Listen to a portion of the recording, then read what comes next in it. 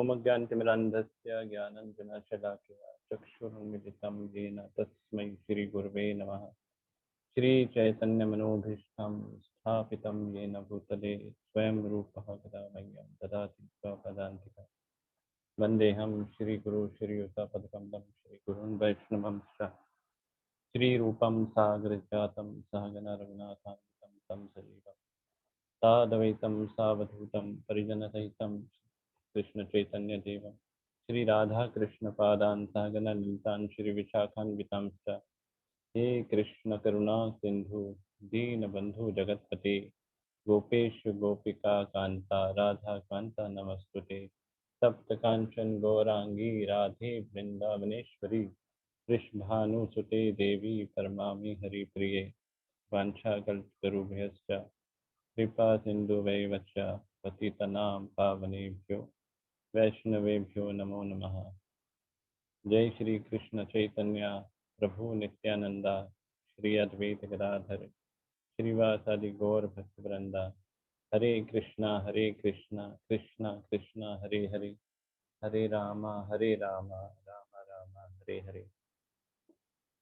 नमो विष्णुपादाय कृष्णाय भूतले श्रीमते भक्तिवेदांता स्वामी नामिने नमस्ते सरस्वती देवे गौरवाणी प्रचारिणे निर्विशेष शून्यवादी पाश्चात्य देशतारिणे मूकं करोति वाचालं पंगुं लंघयते गिरिं यत्कृपातम् अहं वन्दे श्रीगुरुदीनतारिणं श्रीचैतन्येश्वरं परमानन्दमाधवम्।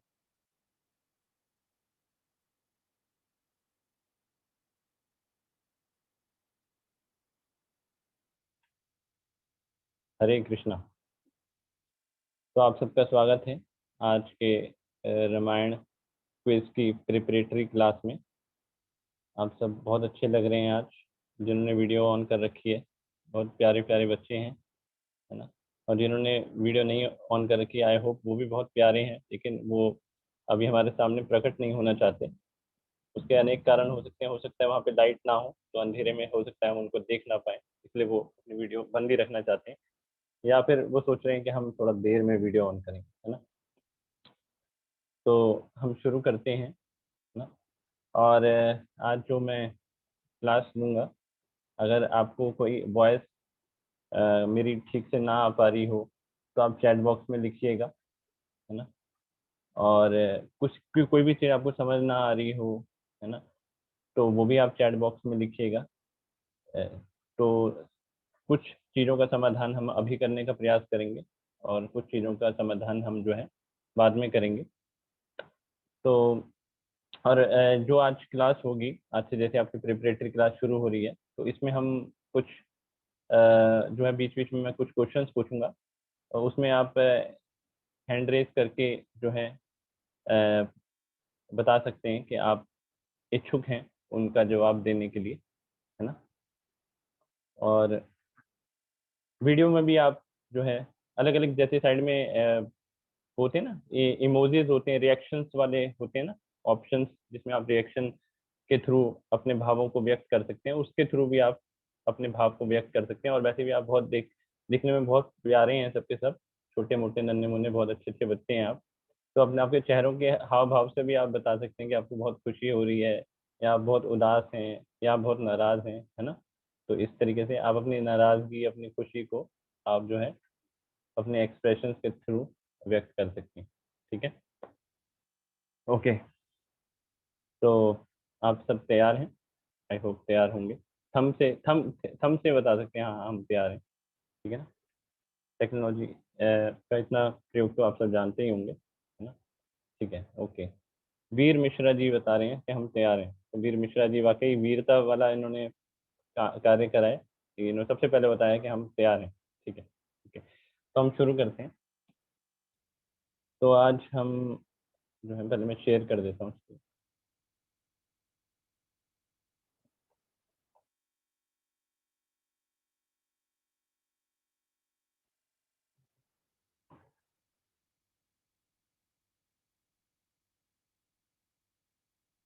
तो यहाँ पे स्क्रीन पे आपको कुछ दिखाई दे रहा होगा। अनुष्का माता जी दिखाई दे रहा है स्क्रीन पे?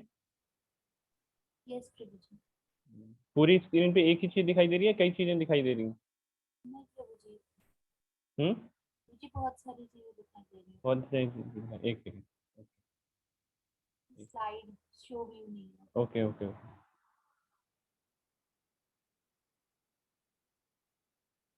ओके ठीक है। तो आज हम रामायण शुरू करने जा रहे हैं। रामायण के ऊपर जो है अ, बहुत सारे जो हैं टीकाकारों ने अलग अलग टीकाएं लिखी हैं। तो सबसे प्रसिद्ध जो आजकल जो टीका जो पढ़ी जाती है वो वाल्मीकि जी ने जो रामायण लिखी है, और और जो वाल्मीकि जी ने भावों को व्यक्त करा है, अ, जो रामायण के पात्र हैं उनके भावों को जिस प्रकार से व्यक्त करा है, वो जो है सबसे ज्यादा प्रसिद्ध है और सबसे ज्यादा वो आजकल पढ़ा जाता है। और ये जो मैं बोलना शुरू करूंगा ना, आप ना एक कॉपी और पेन ले लीजिए, उसमें आप नोट कर सकते हैं, और एनोटेशन मत करिएगा। ये लाइंस वगैरह ऐसा मत करिएगा, क्योंकि ये ना भगवान के चित्र हैं। ऐसा करने से, ऐसा करना जो है ठीक नहीं होता। ठीक है, मैं एक बार इसे स्टॉप शेयर कर देता हूँ और फिर शेयर करता हूँ। ठीक है, एक सेकेंड। तो जो जो वाल्मीकि कृत रामायण है, ये वैसे जो है इसे बहुत प्रसिद्ध है, और पूरे भारतवर्ष में इसको पढ़ा जाता है। तो और जैसे आप चार संप्रदाय हैं, श्री संप्रदाय, कुमार संप्रदाय, ब्रह्म संप्रदाय और रुद्र संप्रदाय। तो इसमें जो श्री संप्रदाय है, उसका ये जो है ये मूल ग्रंथ है। ये जो वाल्मीकि कृत रामायण है ये मूल ग्रंथ है। और जो श्री संप्रदाय के जो आचार्य हैं, श्रीपाद रामानुज आचार्य, उन्होंने इस वाल्मीकि कृत रामायण को 18 बार सुना है अपने गुरु जी से। तो ये जो है एक ऐसा कृत है, ये रामायण जो है इतना ऑथेंटिक है, और इतना हमारे हमें फायदा पहुंचाने वाला है ना, और कि इसके बारे में हम कल्पना भी नहीं कर सकते।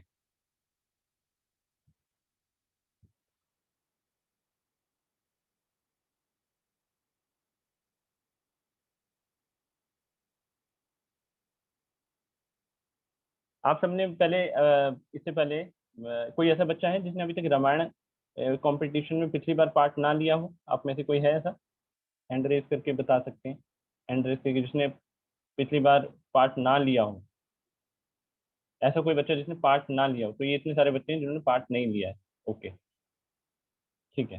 तो इसलिए आज हम एक छोटा सा रिवीजन करेंगे, और साथ साथ जो है हम सबसे पहले ये जानने का प्रयास करेंगे कि हमें रामायण पढ़नी क्यों है, इससे हमें क्या शिक्षा मिल सकती है, हम अपना टाइम वेस्ट कर रहे हैं या हमें कुछ फायदा होने वाला है ना।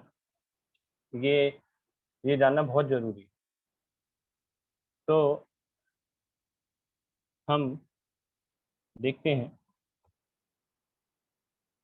आजकल समाज के अंदर, आप सब देखते होंगे, आप छोटे छोटे बच्चे हैं, लेकिन बच्चों का ना जो दिमाग होता है ना वो बड़ों से ज्यादा तेज होता है ना। इस बात को बच्चे भी मानते होंगे। तो बड़े आजकल हम देखते हैं कि लोगों के ना घर बहुत बड़े बड़े, है ना, बहुत बड़े बड़े हैं, लेकिन घर में कितने लोग रहते हैं? एक या दो, है ना। ऐसा ही है ना। और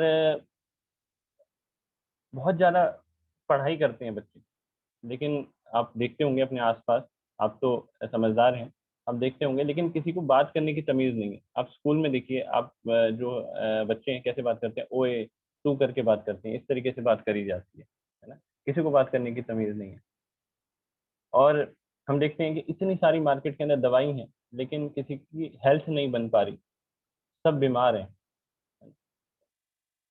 हम चंद्रमा को छूने की बात करते हैं, लेकिन हमें ये नहीं पता कि हमारा पड़ोस में कौन रहता है ना। आजकल तो घरों में लोगों ने दीवारें इतनी बड़ी कर दी है कि आसपास उसके बाहर कौन चल रहा है हमें वो भी नहीं दिखाई देता।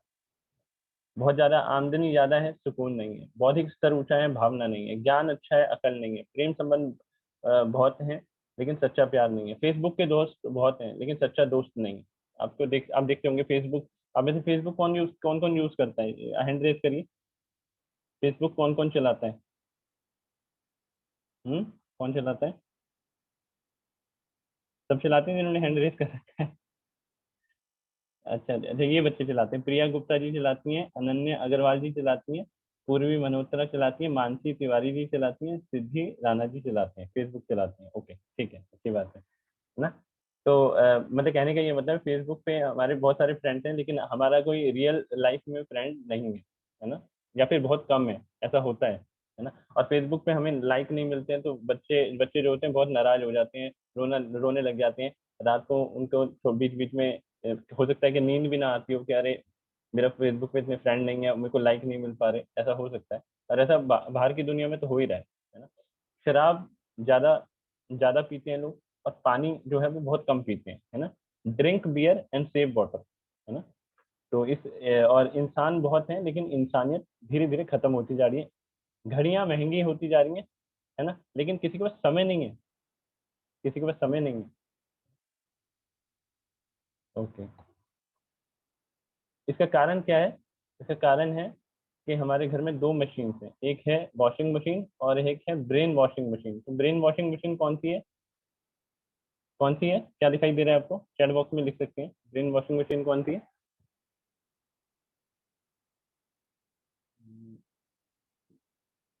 टीवी। ओके, तो उत्पन्ना सिन्हा कह रही है टीवी, मोबाइल एंड टीवी।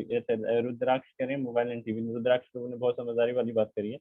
हाँ, ये बिल्कुल रुद्राक्ष बाबू का आंसर बिल्कुल सही है। थोड़ी और चीजें बताइए, कौन कौन सी चीजें जो हमारे ब्रेन को वॉश करती हैं? सिर्फ टेलीविजन तो आपको सामने दिखाई दे रहा है ना।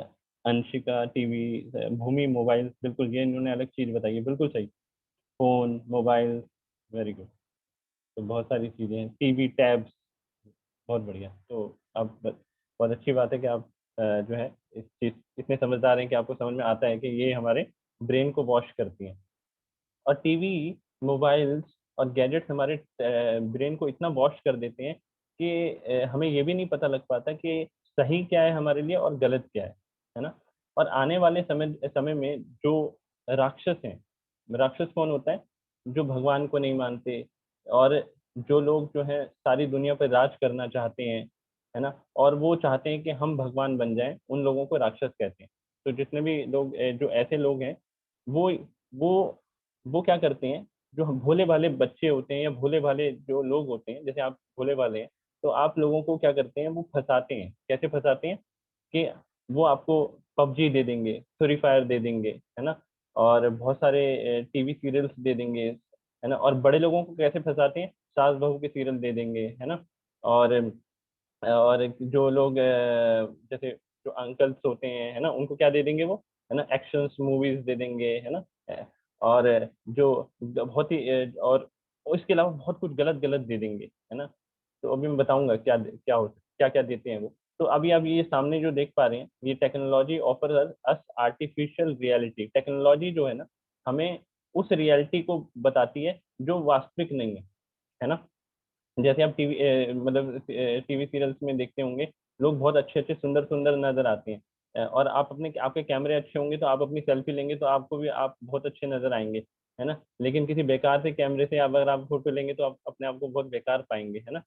तो कहने का ये मतलब है कि टेक्नोलॉजी हमें सुंदर कर रही है और टेक्नोलॉजी ही हमें कुरूप कर रही है ना। ये मानते हैं ना आप?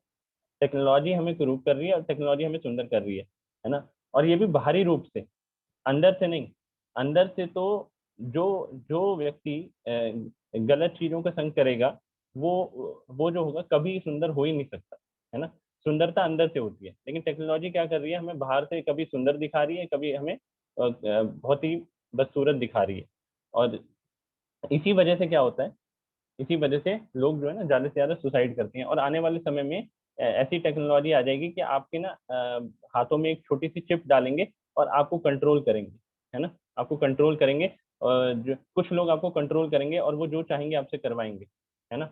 इसका उदाहरण मैं अभी भी दे सकता हूँ आपको। जैसे लोग सिगरेट पीने जाते हैं, तो सिगरेट के ऊपर लिखा होता है, सिगरेट के पैकेट के ऊपर लिखा होता है कि आप सिगरेट पियेंगे तो आपको कैंसर हो जाएगा, लेकिन लोगों को वो दिखाई नहीं देता है।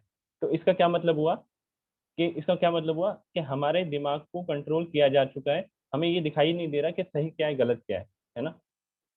और कोई एग्जांपल देना चाहेगा हैंड रेज करके? कोई किसी के पास और एग्जांपल है कि हम सोच ही नहीं पा रहे कि हमारे लिए सही क्या है, गलत क्या है? इसका कोई और एग्जांपल देना चाहेगा आप में से कोई? फिर हम थोड़ा सा, क्योंकि अगर हम बेसिक नहीं समझेंगे तो हमें ये समझ नहीं आएगा कि रामायण की हमारे जीवन में क्या इंपॉर्टेंस है। तो ऐसी और कौन सी चीज है जो आपको जो हमें पता है कि गलत है और हम करते हैं, ऐसी कौन सी चीज है, बस इतना बता दीजिए, क्या ऐसी कौन सी चाहिए। वीर मिश्रा बताएंगे, इनको अनम्यूट करिए, वीर मिश्रा जी। और सभी वीडियो ऑन करके रखिए ताकि आप एक्टिव रहें। जी। प्रभु जी, जैसे लोग कहते हैं कि ज्यादा टीवी नहीं देखनी चाहिए, उससे आंखें खराब होती हैं, पर तब भी हम लोग देखते हैं बहुत। अच्छा अच्छा, लोग कौन से कहते हैं, मतलब आपके पड़ोसी कहते हैं, अपने मम्मी पापा कहते हैं, या कहीं आपने ऐड में देखा है? प्रभु जी, डॉक्टर लोग भी कहते हैं और मम्मी पापा भी देखने के लिए मना करते हैं। अच्छा, मम्मी पापा भी देखने के लिए मना करते हैं, हाँ, लेकिन हमें पता होते हुए भी हम देखते हैं। तो हमें कौन मजबूर करता है देखने के लिए?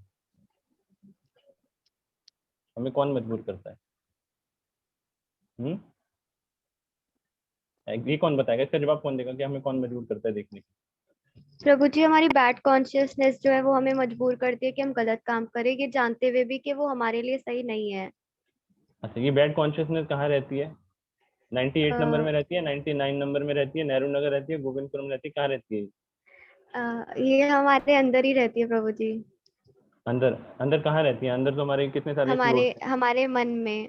हाँ एग्जैक्टली, हमारे मन में रहती है ना। तो हमारा मन जो है हमारा दुश्मन भी हो सकता है और हमारा दोस्त भी हो सकता है ना।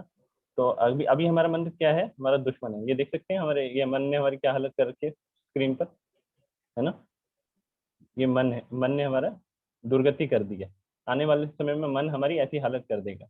तो आगे आप सबसे अनुरोध है कि आप अपने मन को कंट्रोल करिए, है ना।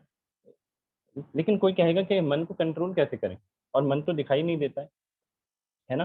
तो बहुत सारी चीजें ऐसी होती हैं जो हमें दिखाई नहीं देती, लेकिन हम महसूस कर सकते हैं। जैसे कि हमें, हमारा मन करता है कि आज हम चॉकलेट खाएंगे, ऐसे बच्चे कहते हैं ना, हम आज चॉकलेट खाएंगे, या फिर बच्चे कहते हैं ना कि भाई आज हमारा मन कर रहा है कि हम माना घूम के आएंगे, या फिर बच्चे कहते हैं कि आज हम जो है ना, हमारा मन कर रहा है कि आज हम जो है, जैसे गंदे बच्चे होते हैं ना, आज हम शरारत करेंगे, है ना, शरारत करेंगे, आज हम होमवर्क नहीं करेंगे, है ना, आज हम पूरा दिन गेम खेलते रहेंगे और आंखें फोड़ेंगे। इस तरीके से हम, ये कौन कह रहा है, हमारा मन कह रहा है। जैसे जैसे जिस व्यक्ति को शुगर हो चुकी है और उसका मन कह रहा है कि प्लीज आज तो हम लड्डू खाएंगे, आज हमारी शुगर बैलेंस हो चुकी है, तो वो खूब दबा के लड्डू खाएगा। फिर अगले दिन क्या होगा, उसको हॉस्पिटल की गाड़ी उसको हॉस्पिटल लेके जाएगी, है ना। तो ये कौन कह रहा है हमसे, मन कह रहा है, और मन हमें दिखाई नहीं दे रहा है ना। मन हमें दिखाई नहीं दे रहा है, तो इसका मतलब ये नहीं है कि हमारा मन नहीं है, हमारा मन है लेकिन हमें दिखाई नहीं दे रहा है। लेकिन जो चीज, हमें बहुत सारी चीजें ऐसी हैं जो दिखाई नहीं देती, जैसे हमें हवा दिखाई नहीं देती, लेकिन पंखा चलता है तो हमें हवा महसूस होती है। उसी प्रकार जब हम, जब हमारा मन हमें अंदर से कहता है ना, तो इसको हमें अंदर से इसको समझना चाहिए कि हमारा मन हमसे कह रहा है लेकिन हमें दिखाई नहीं दे रहा है। इसको हमें समझ, अगर हम बुद्धि से समझ सकते हैं कि हमें मन क्या कह रहा है, किससे समझ सकते हैं, बुद्धि से समझ सकते हैं।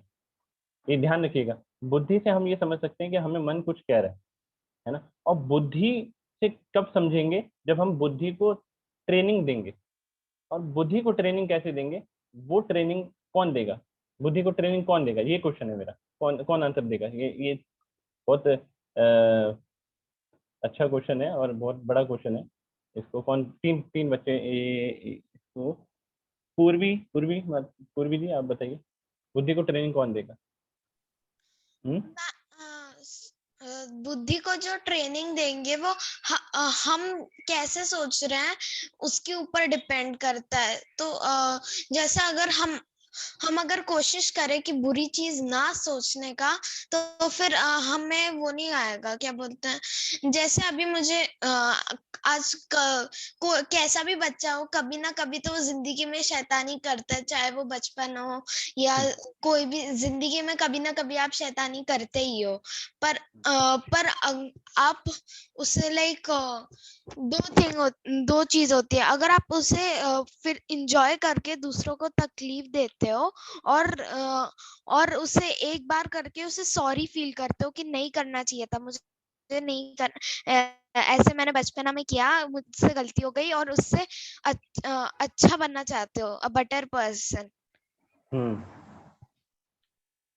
ओके, आप बिल्कुल सही बता रहे हैं। तो ये हम सोच रहे हैं, तो ये कौन सोच रहा है अभी, तो ये मन सोच रहा है या बुद्धि सोच रही है, जो आप अभी सोच की बात कर रहे हैं पूर्वी जी, जो आप कह रहे हैं ना हम सोच सकते हैं, तो कौन सोच रहा है, मन सोच रहा है या बुद्धि सोच रही है? मैम सर सॉरी, जो सोच रहा है ये मेरा मन सोच रहा है और आत्मा सोच रही है मेरी। अच्छा अच्छा, मन सोच रहा है और आत्मा सोच रही है, ठीक है। ओके, तो मैंने अभी आपसे ये कहा कि ना बुद्धि जो है वो मन से ज्यादा स्ट्रांग होती है, क्योंकि मन जो है ना वो बहुत चंचल होता है। और मन जो है, जैसे मैंने कहा ना कि किसी को शुगर है, शुगर की बीमारी है, तो उसका मन करेगा कि मैं आज बहुत सारे लड्डू खाऊंगा, लेकिन डॉक्टर ने तो उसे मना करा है, लेकिन उसका मन बार बार कह रहा है, तो वो उस चीज को कर लेगा, है ना, ज्यादातर। तो लेकिन अगर वो बुद्धि से काम लेगा, ध्यान से सुनिएगा, बुद्धि से काम लेगा, तो बुद्धि उसे रोकेगी, वो बुद्धि उसे ये कहेगी कि आपको डॉक्टर ने एडवाइस दी है कि आप ऐसा मत करो, है ना, ठीक है। तो मन से ऊपर हुई बुद्धि, है ना। और बुद्धि की एडवाइस अगर हम सुनेंगे तो मन को कंट्रोल कर सकते हैं, लेकिन बुद्धि को ट्रेनिंग देनी पड़ेगी। और मैंने मेरा क्वेश्चन ये था कि बुद्धि को ट्रेनिंग कैसे दे सकते हैं। तो बुद्धि को ट्रेनिंग देने के लिए आजकल जो है हम सोचते हैं कि हम जो है एजुकेशन, जो हम शिक्षा पढ़ रहे हैं, आप स्टूडेंट हैं, आप क्लास में पढ़ेंगे तो उससे आपको ज्ञान बढ़ेगा और उससे आपकी बुद्धि स्ट्रांग होगी, लेकिन ऐसा हो नहीं रहा है। अगर ऐसा होता तो आजकल आजकल मैं आपको दिखाता हूँ कि हो क्या रहा है। आजकल लोग इतना ज्यादा मोबाइल ना देखते, इतने ज्यादा एडिक्शन ना होता मोबाइल का। और आजकल आप ये देख सकते हैं कि porn is the global estimated 97 dollar billion industry with about 12 billion dollar of that coming from US, है ना। और 30 करोड़ जो हैं लोग जो हैं वो सिगरेट पी रहे हैं, है ना। 650 करोड़ की शराब जो है वो पी जाती है ना। 650 करोड़ लोग शराब पी रहे हैं, और मतलब कितने की पी रहे हैं, 6 लाख करोड़ की, है ना।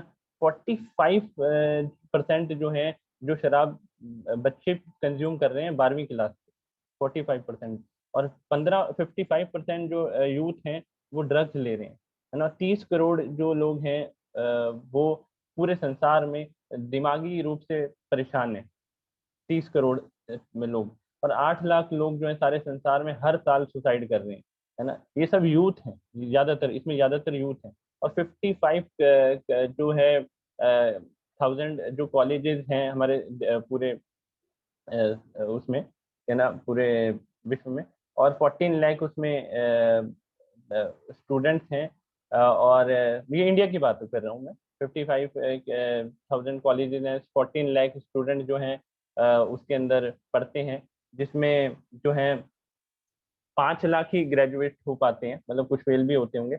और उसके बाद जो हमारी जॉब्स जो हमें मिल पा रही हैं, वो कितनी जॉब्स निकलती हैं, लगभग 1.5 लाख जॉब्स निकलती हैं। तो बाकी सारे यूथ जो है वो इसी परेशानी में रहते हैं कि हमें नौकरी नहीं मिली। और तो फिर वो जाने अनजाने में इन ड्रग्स का सहारा लेते हैं, इन चीज़ों का सहारा लेते हैं, शराब का सहारा लेते हैं, और भी अलग अलग गलत चीज़ों का सहारा लेते हैं, क्रिमिनल ऑफेंसेस करते हैं, वायलेंस फैलाते हैं, मतलब बहुत सारी चीज़ें होती हैं। तो ये सब, इसमें जितना भी इन्वॉल्वमेंट है वो सब यूथ का है। और यूथ जो है वो स्कूलों में पढ़ चुके हैं, कॉलेजेस में पढ़ चुके हैं, तो फिर भी वो ऐसा कर रहे हैं। तो इससे ये पता लगता है कि उनकी बुद्धि जो है वो विकसित नहीं है, और उनकी बुद्धि विकसित करने के लिए हमें कोई और तरीका अपनाना पड़ेगा। ठीक है, इस बात से आप एग्री करते हैं? एग्री करते हैं तो आप यस लिख सकते हैं। अगर ये बात आपको समझ में आई हो तो आप यस लिख सकते हैं। यस, ओके, ओके, ओ, ठीक है। थैंक यू वेरी मच कि आप समझ पा रहे हैं इसको, कि जो मैं समझाना चाह रहा हूँ। मेरा कहने का सिर्फ ये मतलब है कि स्कूल की एजुकेशन से आप अपनी बुद्धि को तेज नहीं कर सकते, क्योंकि अगर आप देखो, मेरी बात पे विश्वास मत करो, आप अपने बाहर देखो कि आपके फ्रेंड्स, आप कोई यहाँ पे 12वीं क्लास का बच्चा है, वो ये कोई बच्चा ये बताना चाहेगा कि उनके स्कूल्स में उनके फ्रेंड्स ने कभी ड्रिंक करा हो या सिगरेट पी हो, ऐसा कोई कुछ आप कुछ बताना चाहेंगे? हैंड रेज करिए। ऐसा कभी आपने होते हुए देखा हो कि 6 क्लास के बच्चे, 7 क्लास के बच्चे ड्रिंक कर रहे हैं, सिगरेट पी रहे हैं, इस तरह? तो यहाँ पे काफी बच्चों ने हैंड रेस करा है। ओके, एक सेकंड देखते हैं। ठीक है, तो इसमें से कौन बताएगा? अयान बताएंगे, अयान क्लास सेकंड में जो है। अयान को अनम्यूट करा जाए। आपने कभी ऐसा होता हुआ देखा है? बताइए अयान को। बाबूजी, मैंने कभी ऐसा होता हुआ नहीं देखा। अच्छा, आपने हैंड रेस करा है ना, इसलिए मैंने आपसे अनम्यूट करने को कहा। ठीक है, कोई बात नहीं। नेक्स्ट, सुहानी माता जी बताइए। सुहानी माता जी, सुहानी माता जी अनम्यूट कर, इनको अनम्यूट करिए। नहीं, आप नहीं कर पा रहे। अनुष्का माता जी, सुहानी माता जी को अनम्यूट करिए। हरे कृष्णा प्रभु जी। बताइए। प्रभु जी, मैं 11th क्लास में हूँ और मेरे जब मैं 6th क्लास में थी और जब 7th क्लास में आई थी तब मैंने बहुत सारे चेंजेस देखे। मैं जिस बस में जाती थी उस बस के बहुत बड़े बड़े सीनियर्स थे जो कि अब भी बहुत ड्रिंक करते हैं और अभी भी हमारे स्कूल में आते हैं। वो लोग बस के पीछे बैठ के ड्रिंक करते थे और छोटे बच्चों को भी यही नॉलेज सिखाते थे कि तुम भी ये करो। छोटा मतलब बहुत अलग अलग तरीके के वो नशे करते थे और स्कूल में जाके वो ये सब चीजों को छुपा देते थे, बस में छुपा देते। ओके, देखिए आप समझ पा रहे हैं ना, ये अब 11th में है और 7th से आपने ये देखा होते हुए, है ना। और कोई यस और प्रभु कोई जी। बच्चा, देखिए अब ये मैं इसलिए अब मैं इसको कंक्लूड करूंगा, ये बहुत जरूरी है समझना। जब तक आप समझेंगे नहीं तो रामायण को क्या पढ़ेंगे आप। अब कौन बताएगा कोई। मैं चाहता हूँ कोई छोटा बच्चा कोई यहाँ पर है। शुभ क्लास, शुभ शुभ क्लास 6, आप बताइए। शुभ, शुभ को जी अनम्यूट प्रभु, कर। जी प्रभु बताइए। जी मेरा एक दोस्त है, उसने बताया था कि जो हमारी गली में एक लड़का है कृष्णा, वो 8th क्लास में वो ड्रिंक करता है। ओके, देखिए 8th क्लास में अब देख रहे हैं आजकल ये और सर आप वो छोटे रात के 12 बजे आता है घर। रात के 12 बजे आते हैं। तो ये स्थिति है। अब एक एक दो और लेंगे हम, तो जिन्होंने हैंड रेज कर रखे हैं। ये त्रिशा झा, त्रिशा झा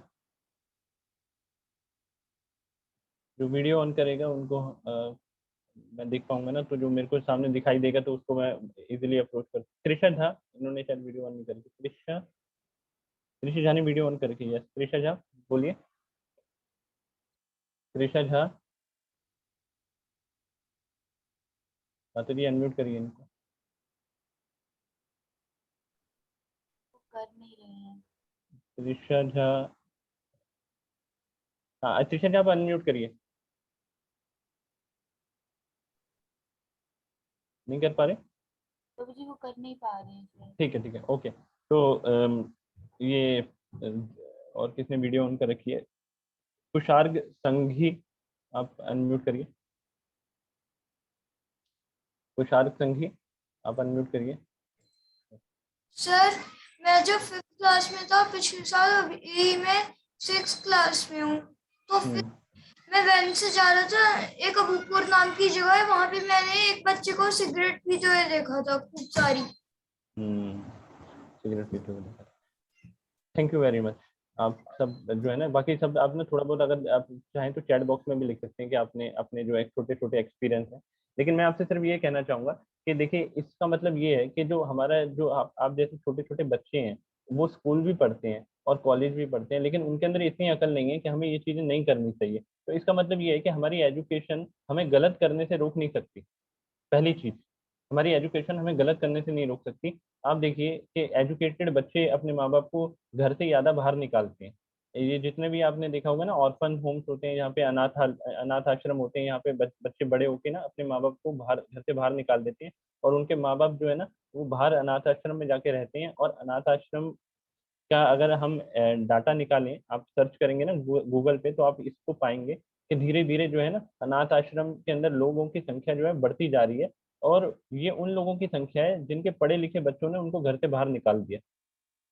तो अब क्वेश्चन ये उठता है कि हमारी बुद्धि को हमें ट्रेनिंग देनी पड़ेगी, क्योंकि हमारी बुद्धि जो है वो अभी घास चरने जा चुकी है। कहाँ जा चुकी है? घास चरने के लिए, है ना। ठीक है ना। तो हमें अपनी बुद्धि को ट्रेनिंग देनी पड़ेगी।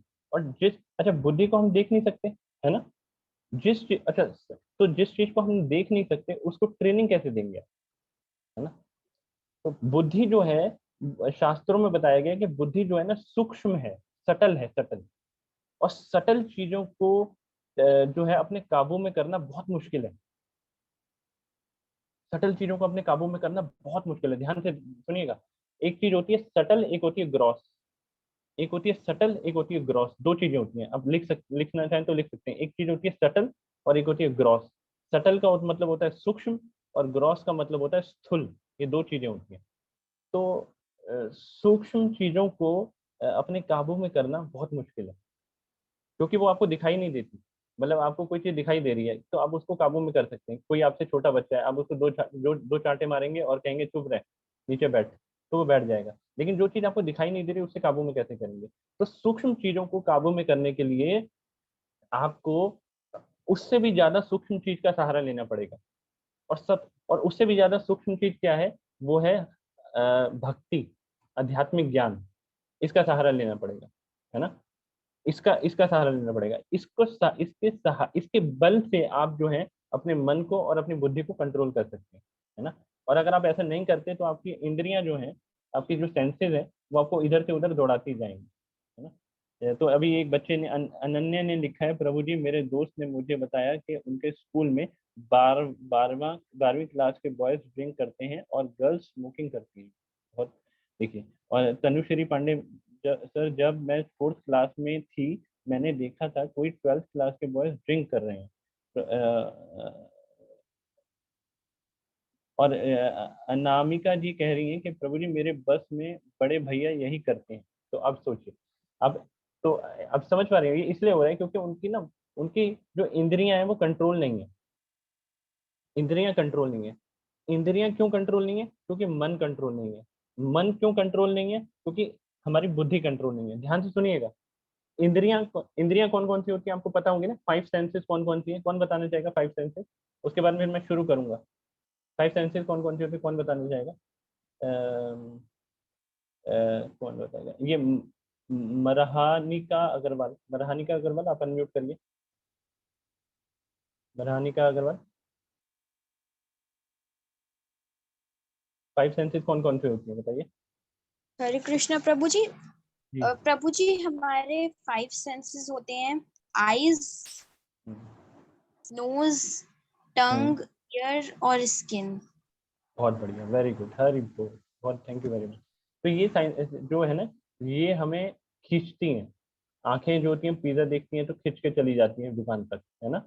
और और वहां जाके पिज्जा जो है तो कौन कौन चखता है पिज्जा का स्वाद? हमारी जीभ चखती है ना? है ना?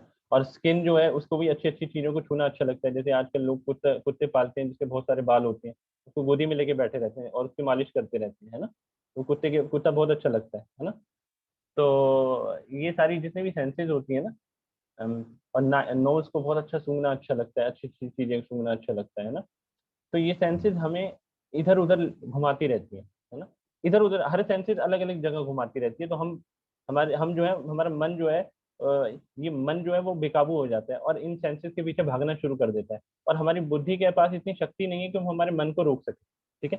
तो अब हमने एक चीज समझी कि हम अपनी मन को और बुद्धि को कंट्रोल नहीं कर सकते।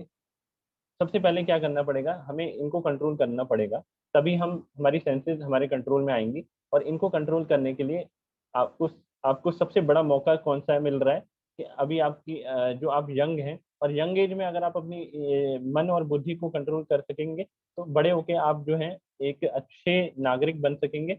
नहीं तो क्या होगा कि बड़े होके हम क्या करेंगे, या तो अपने आप को नुकसान पहुँचाएँगे या दूसरों को नुकसान पहुँचाएँगे। तो हमें अगर कोई कहता है ना कि भाई अभी आप जो है भगवान का नाम क्यों ले रहे हो, रामायण कंपटीशन में क्यों पार्टिसिपेट कर रहे हो, अभी तो आप बहुत छोटे हो, है ना? कई लोग कहते हैं ना कि अभी तो हम बहुत छोटे हैं, अभी तो हमें ये नहीं करना चाहिए।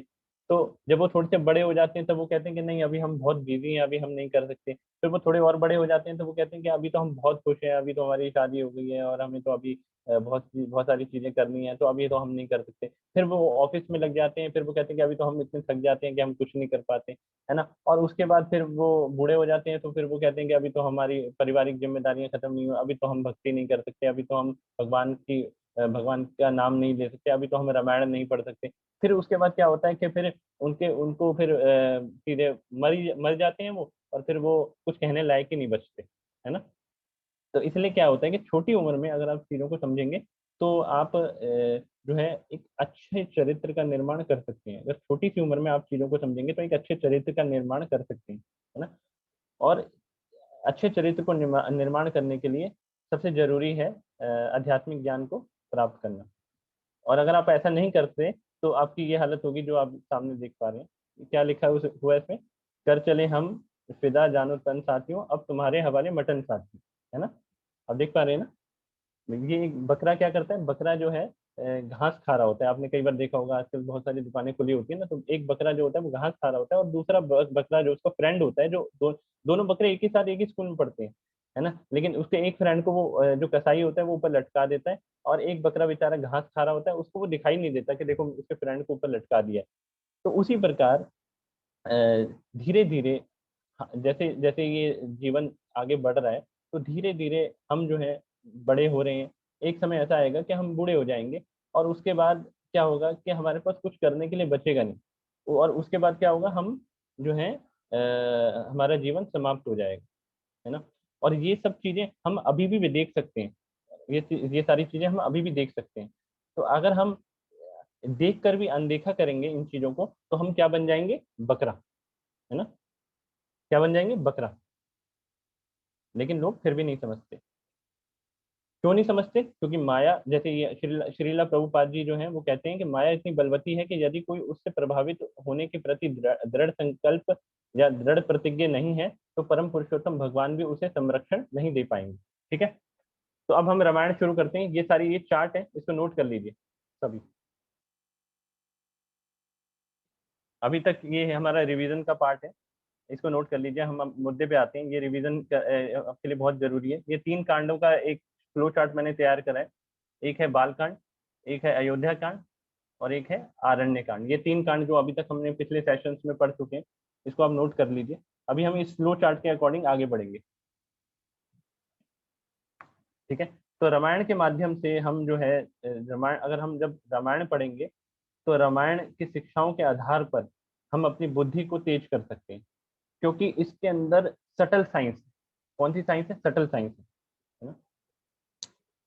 तो आज से 1500 साल पहले, जब मतलब जैसे मतलब मुगलों ने जो है हमारे देश पर राज करना शुरू करा था, तो लोग जो है ना, सब ये ग्रंथ पढ़ते थे, रामायण पढ़ते थे, महाभारत पढ़ते थे, है ना, भगवत गीता पढ़ते थे। तो जब भी कभी भाइयों की आपस में डिस्प्यूट होता था, तो मम्मी पापा या फिर घर में जो बड़े बुजुर्ग लोग होते थे, वो ये कहते थे कि देखो, लड़ो मत, भाई भाई को भरत जैसा होना चाहिए, है ना, भाई हो तो भरत जैसा, भाई हो तो लक्ष्मण जैसा। तो ये एक ऐसी पर्सनैलिटीज थे जिनका उदाहरण जो है हमारे जो है बड़े बुजुर्ग लोग देते थे, और छोटे छोटे बच्चों को भी ये पता होता था कि भैया मैंने, अगर भाई से कोई गलती हो जाती थी, तो छोटा भाई या बड़े भाई से कोई भी गलती हो जाती थी, वो उस गलती को एक्सेप्ट करते थे, क्योंकि उनके दिमाग में ये चीजें होती थी कि हमें भरत जैसा होना चाहिए, हमें लक्ष्मण जैसा होना चाहिए। लेकिन धीरे धीरे क्या हो गया, ये भरत, लक्ष्मण और राम जो है हमारी जिंदगी से निकल गए, और हमारी जिंदगी में कौन आ गया, रावण। आजकल किसी से पूछो कि हमें कैसा कैसा भाई चाहिए, तो लड़कियां कहती हैं कि हमें राम जैसा पति नहीं चाहिए, हमें रावण जैसा भाई चाहिए, है ना। है ना, ऐसा ऐसा बोला जाता है ना, कि हमें रावण चाहिए, रावण, है ना, हमें हमें हीरो हीरो नहीं बनना, हमें विलन बनना है। देखिए, तो अब हमारी सोच बिल्कुल बदल चुकी है। इसी बदलाव के कारण आजकल हम अपने समाज में झगड़ा होते हुए देखते हैं। ठीक है, इस फ्लो चार्ट को ध्यान से देख लीजिए, और इस फ्लो चार्ट के अकॉर्डिंग हम आगे स्टार्ट करते हैं चलना। ठीक है, तो हम शुरू कर सकते हैं आगे बढ़ना। ये जिन बच्चों ने हैंड रेस कर रखे हैं, ये क्या कुछ कहना चाहते हैं, इसमें से कुछ कहना चाहते हैं आप, जिन्होंने हैंड रेस कर रखे हैं, नहीं कहना चाहते, ओके, तो हम आगे चलते हैं। ठीक है? तो वाल्मीकि रामायण से हम लेंगे। तो वाल्मीकि रामायण के अंदर वाल्मीकि जी जो हैं वो अपने आश्रम में जो है बैठे हुए हैं। तभी वहां पर नारद जी आते हैं। ध्यान से सुनिएगा एक एक चीज को ना, ये मैंने शॉर्ट में एक फ्लो चार्ट बनाया है, इसको आप उतार लीजिए, और उसके बाद उसके बीच बीच में जो डिटेल्स है ना, उसको आप थोड़ा सा नोट कर सकते हैं। ठीक है, ये बहुत जरूरी है। कोई चीज आप लिखेंगे नहीं ना, तो आपकी बुद्धि में जाएगा नहीं। और इसी के बिहाफ के ऊपर मैं कुछ क्वेश्चंस भी पूछूंगा, तो आप इसको ध्यान से देखिएगा। तो वाल्मीकि जी अपने आश्रम में बैठे होते हैं, और तभी वहां पर जो है नारद जी आते हैं, और नारद जी से वाल्मीकि जी कुछ क्वेश्चन पूछते हैं। तो वो कौन से क्वेश्चन होते हैं, मैं एक मिनट इसमें से आपको बताता हूँ। तो वाल्मीकि जी नारद जी से कुछ क्वेश्चंस पूछते हैं, ध्यान दीजिएगा। वाल्मीकि जी नारद जी से कुछ क्वेश्चंस पूछते हैं कि जो अभी समय चल रहा है उस समय में सबसे ज्यादा सुसंस्कृत, विद्वान, शक्तिशाली, उच्च विचारों वाला, सत्यवादी, कर्तज्ञ, जिसके चरित्र पे कोई दाग ना हो, जो सभी जीवों का कल्याण चाहता हो, जिसकी शक्ति अपार हो, जिसकी सुंदरता अपार हो, जिसके जो जो कभी क्रोध ना करता हो, है ना, जो कभी द्वेष ना करता हो, है ना, जो सभी जिसको सभी चाहते हो, ऐसा व्यक्ति कौन है ना, ऐसा व्यक्ति कौन है। ओके ओके, थोड़ा सा कनेक्शन लूज हो गया तो आपको स्क्रीन नहीं दिखाई दे रही होगी, लेकिन आप सुनते रहिए, है ना। तो ऐसा व्यक्ति कौन है, तो ये कौन पूछता है, ये पूछते हैं वाल्मीकि जी नारद जी से। तो नारद जी कहते हैं ऐसा व्यक्ति कौन है, ऐसा व्यक्ति है श्री रामचंद्र जी। ऐसे व्यक्ति कौन है, श्री रामचंद्र जी। और रामचंद्र जी स्वयं भगवान है। भगवान, देखिए भगवान इस संसार में आते हैं हमें बताने के लिए कि हमें कैसे अपनी जीवन को जीना चाहिए। तो तो वाल्मीकि जी तो नारद जी कहते हैं ऐसे ऐसे ऐसे ऐसे हैं हमारे प्रभु श्री रामचंद्र जी। तो नारद जी जो है उनको उनको जो है, एक मिनट स्क्रीन दिखा,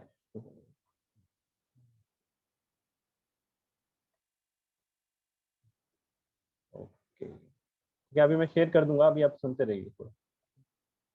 तो ऐसे हैं हमारे प्रभु श्री रामचंद्र जी, है ना। तो नारद जी उनको जो है सूत्र रूप में जो है रामायण सुनाते हैं, है ना। और सूत्र रूप में रामायण सुना के वो वहां से चले जाते हैं। उसके बाद जो वाल्मीकि जी जो हैं वो अपने अपने जो वो क्या नाम है शिष्य हैं भारद्वाज ऋषि, जो उनके साथ कहाँ जाते हैं, उनके साथ, हाँ, हरे कृष्ण। मेरी वॉइस तो आ रही है ना। तो उसके साथ तमसा नदी के तट, तमसा नदी के तट पर जाते हैं। और वहां पे तमसा नदी के तट पर जब वो जाते हैं वो क्या देखते हैं, वो क्या देखते हैं कि एक क्रॉंच पक्षी का जोड़ा जो है वो आपस में बैठा हुआ है ना। और उस उनके ऊपर जो है एक निषाद जाति का शिकारी जो है वो तीर चला देता है। और वो क्रॉंच पक्षी में जो प्रभु जी जो होते हैं, मतलब जो पुरुष पक्षी होता है, ओके मैं स्क्रीन शेयर कर दूंगा अभी। ओके मैं स्क्रीन शेयर कर देता हूँ, ठीक है। ओके मैं लास्ट में करूंगा एक्चुअली ना, फिर आप सुनेंगे नहीं, ठीक है ना। तो अभी पहले सुन लीजिए, मैं लास्ट में कर दूंगा स्क्रीन शेयर, वो लिख नोट करके ही जाइएगा आप, ठीक है ना। तो तो वो क्या करता है, निषाद जाति का जो वो शिकारी होता है ना, वो उस क्रॉंच पक्षी के जो नर होता है उसको मार देता है। और पत्नी जो होती है ना बहुत रोती है, पत्नी बहुत रोती है, विलाप करती है। तो जो वाल्मीकि जी जो होते हैं ना वो ये देख कर जो है बहुत दुखी होते हैं और बहुत क्रोधित हो जाते हैं और वो उसको श्राप देते हैं, है ना।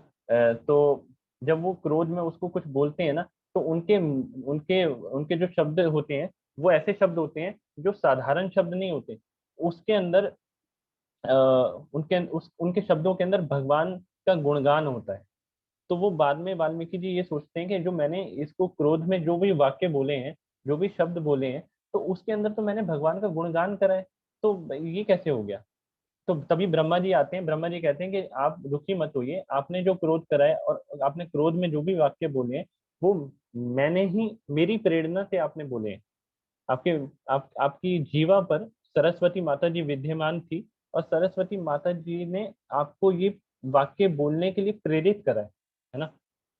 तो वाल्मीकि जी जो हैं वो ब्रह्मा जी को प्रणाम करते हैं और ब्रह्मा जी जो होते हैं वो उनके हृदय में दिव्य ज्ञान प्रकाशित करते हैं और उनसे कहते हैं कि आप जो है रामायण की रचना करो, है ना। तो वाल्मीकि जी जो होते हैं वो रामायण की जो है वो रचना करते हैं। और रामायण के अंदर कितने श्लोक हैं, किसको पता है, कौन बताएगा, कोई टाइप कर सकता है, कितने श्लोक है रामायण के अंदर।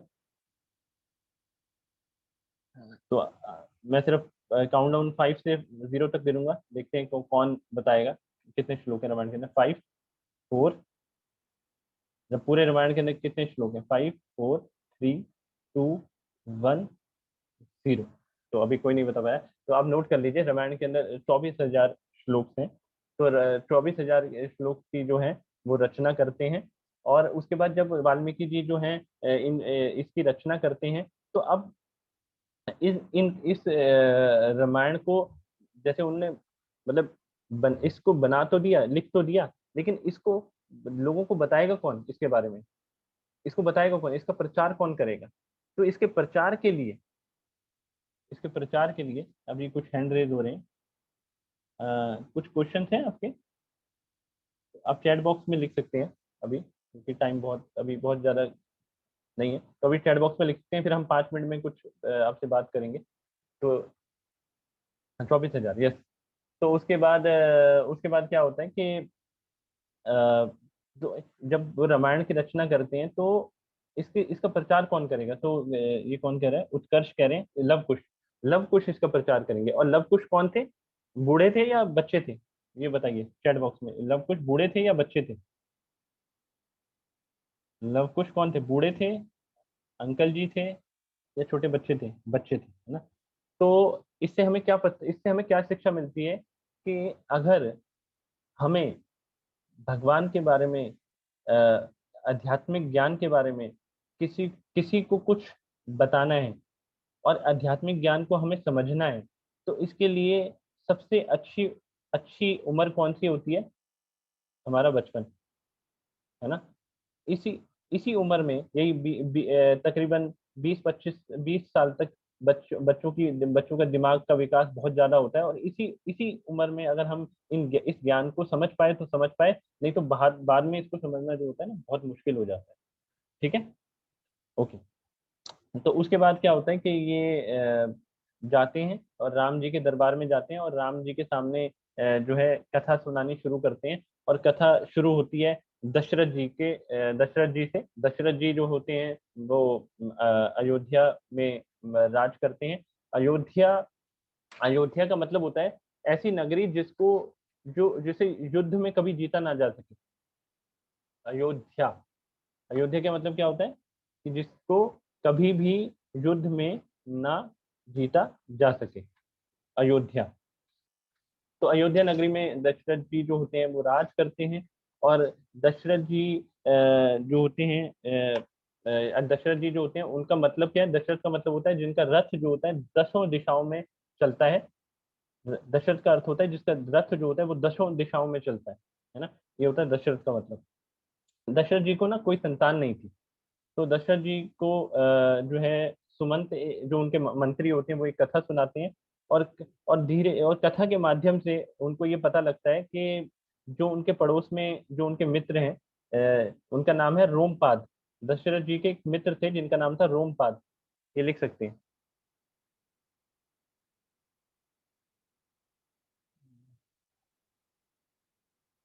ठीक है, ओके, है ना। तो रोमपाद जो होते हैं वो रोमपाद दशरथ के फ्रेंड होते हैं। और रोमपाद का मतलब होता है जिसके पाद के नीचे बाल होते हैं। पाद मतलब पाँव के नीचे जो जिसके बाल होते हैं उसको कहते हैं रोमपाद, है ना। तो रोमपाद जो होते हैं उनकी एक बेटी थी जिसका नाम था शांता। और शांता एक्चुअल में किसकी बेटी थी? राजा दशरथ की बेटी थी, जो उन्होंने मतलब जो है बहुत पहले जो है रोमपाद को दे दी थी। जब उनकी बेटी बहुत छोटी थी, तो दशरथ ने अपनी बेटी को रोमपाद को दे दिया था।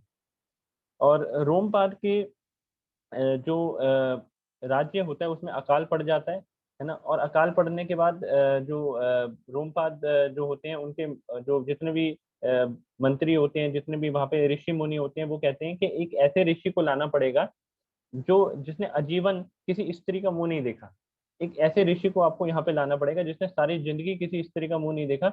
और वो ऋषि जब यहाँ पर आएगा तो यहाँ पर बारिश होगी, है ना। कौन सी जगह पर? रोमपाद की राज्य में बारिश होगी। तो लेकिन वो ऋषि जो है उनके पिताजी जो है बहुत ही बड़े तपस्वी हैं। और अगर उन उन ऋषि को अगर हम यहाँ पे लाने का प्रयास करेंगे तो उनके पिताजी जो है हमें श्राप दे देंगे, ठीक है ना। शराब दे देंगे। तो कोई जाने को तैयार नहीं होता। तो कुछ वैश्याएं होती हैं, वो कहती हैं कि हम वहां पे जाएंगे और उन ऋषि को हम यहाँ पर लेके आएंगे। उन ऋषि का नाम था श्रृंगी ऋषि। श्रृंगी ऋषि को लाना था। किसको लाना था? श्रृंगी ऋषि को। तो श्रृंगी ऋषि जो हैं वो मृगी ऋषि के पुत्र होते हैं, और श्रृंगी ऋषि को लेने के जब वो वैश्याएं जाती हैं, तो वो श्रृंगी ऋषि का जो आश्रम होता है ना, जहाँ उनके पिता भी रहते हैं, वो उनके सामने अपना एक आश्रम बना लेती हैं, और वो ऋषि का वेश धारण करके वो सारी वैश्याएं जाती हैं। और जो ये जो होते हैं, क्या नाम है, मृगी ऋषि, जो श्रृंगी ऋषि के पिताजी होते हैं, ये एक दिन बाहर जाते हैं, तो ये जब देखती हैं कि इनके पिताजी घर पर नहीं है, तो ये जो सारी वैश्याएं जो हैं, ये ऋषि का वेश धारण करके श्रृंगी के पास आती हैं, और श्रृंगी को कहती हैं कि आप जो है, श्रृंगी इनको देख के हैरान हो जाते हैं, और श्रृंगी कहते हैं कि आपको मैंने पहले यहाँ पे कभी नहीं देखा, तो आप आइए बैठिए, मैं आपको कंदमूल खिलाता हूँ। तो ये जो वैश्याएं होती हैं, ये वैश्याएं कहती हैं कि आपने तो सिर्फ हमें कंदमूल खिलाए हैं, आइए हम आपको कुछ ऐसा खिलाते हैं जो आपने कभी देखा ही ना हो। तो वो सारी वैश्याएं जो ऋषि का रूप धारण करके आई थी, वो उनको अपने कुटिया में ले जाती हैं, और उनको वहाँ पे अलग अलग चीजें खिलाती हैं, जैसे गुलाब जामुन खिलाती हैं, है ना, नान नान खिलाती हैं, शाही पनीर खिलाती हैं, है ना, और क्या नाम है, छोला मखनी, जैसे बहुत सारी चीजें होती है ना, जैसे आप लोग भी कभी आपने खाई होंगी, या फिर हम कई बार प्रसादम में हमें मिलती हैं, जलेबियां खिलाती हैं। तो वो ऋषि बेचारे ने तो कभी ये चीजें खाई नहीं हुई थी, वो तो सब यही फल फूल, यही सब चीजें कंदमूल, ये सब चीजें खाते थे। तो वो ऋषि हैरान हो जाते हैं कि भाई इतनी स्वादिष्ट चीजें तो मैंने कभी खाई नहीं है, और इतने सुंदर ऋषि तो मैंने कभी देखे नहीं है। तो वो क्या, ऋषि जो होते हैं वो आकर्षित हो जाते हैं इन चीजों के प्रति, और अगले दिन जो है, वो ऋषि उनके घर पे दोबारा जाते हैं, वो ऋषि को दोबारा से ये सारी चीजें खिलाती हैं, उनको गन्ने का जूस पिलाती हैं, उनको बहुत सारी आइसक्रीम खिलाती हैं, बहुत सारी चीजें वो लेके आती हैं अपने साथ शिप के अंदर, और बहुत सारी चीजें खिलाती हैं। और फिर वो ऋषि से कहती हैं कि अब तो हम चले अपने घर। तो ऋषि कहता है कि नहीं नहीं, मैं आपको जाने नहीं दूंगा, आप तो बहुत अच्छे हैं, आपने मेरे को इतनी सारी चीजें खिलाई है, मैं आपको जाने नहीं दूंगा। तो वो कहती है कि नहीं नहीं, हम तो जाएंगे, अगर आप चाहें तो आप हमारे साथ चल सकते हैं। तो ऋषि श्रृंगी उन वैश्याओं के साथ चले जाते हैं, और जैसे ही ऋषि श्रृंग जो है, वो रोमपाद महाराज के राज्य में पांव रखते हैं, तभी वहां पे अकाल दूर हो जाता है और वर्षा हो जाती है। ठीक है। और रोमपाद जो है वो उनसे क्षमा मांगते हैं, और ऋषि से कहते हैं कि प्लीज मेरे को क्षमा कर दीजिए, मेरी ये चाल थी जिसके जरिए मैंने आपको यहाँ पे बुलाया, और अब आप जो है, हम प्लीज आप हमें क्षमा कर दीजिए, और आपसे मैं रिक्वेस्ट करता हूँ कि मेरी बेटी शांता से आप विवाह कर लीजिए। तो उसको इसी तरीके से जो उनकी बेटी शांता है, उनसे रोमपाद का विवाह हो जाता है, और रोमपाद से विवाह करने के बाद वहां पर वो सब सुख से रह रहे होते हैं, तभी वहां पे दशरथ जी आते हैं, और दशरथ जी उनसे कहते हैं कि आप जो हैं, जो आपके ये हैं दामाद जो हैं, जिनका नाम है ऋषि श्रृंग, इनको आप हमारे राज्य में भेजिए, क्योंकि ये बहुत बड़े ऋषि हैं, और हमें अपने राज्य के अंदर एक अश्वमेध यज्ञ कराना है, क्योंकि मेरे को पुत्र प्राप्ति तभी हो पाएगी जब मैं ये अश्वमेध यज्ञ करवाऊंगा। तो वो अश्वमेध यज्ञ करवाने के लिए ऋषि श्रृंग को वहां पे लेके जाते हैं, है ना, और वहां पे एक अश्वमेध यज्ञ होता है, और अश्वमेध यज्ञ जब होता है, तो वहां वहां पर उस अश्वमेध यज्ञ से एक दिव्य पुरुष प्रकट होता है, जिसके हाथ में खीर थी, और हाँ, उस खीर को वो दशरथ जी को देते हैं, और दशरथ जी जो होते हैं अपनी तीनों रानियों को देते हैं वो खीर। अब ये चीज नोट करने वाली है, ध्यान से नोट करिएगा। जो 50% जो खीर होती है वो कौशल्या को दी जाती है, जो 25% खीर होती है वो सुमित्रा को दी जाती है, और 12.5%, 12.5% जो खीर होती है वो केकई को दी जाती है, और जो बाकी बची 12.5% खीर है, वो दोबारा सुमित्रा को दी जाती है। ठीक है। कौशल्या को 50%, सुमित्रा को 25% प्लस 12.5%, कोई केकई को 12.5%। ठीक है। तो कौशल्या को पुत्र प्रकट होता है जिनका नाम था श्री राम। सुमित्रा को पुत्र प्रकट होते हैं लक्ष्मण और शत्रुघ्न, और केकई को पुत्र प्रकट होते हैं भरत। ठीक है। ओके। तो आई होप ये आपको समझ में आ रहा होगा। किसी को कुछ क्वेश्चन हैं या कुछ पूछना है यहाँ पे? कुछ उज्जवल सिंह, रियांश मित्तल, आप कुछ पूछना चाहते हैं? इनको अनम्यूट करिए। रियांश, कुछ पूछना चाहते हैं आप?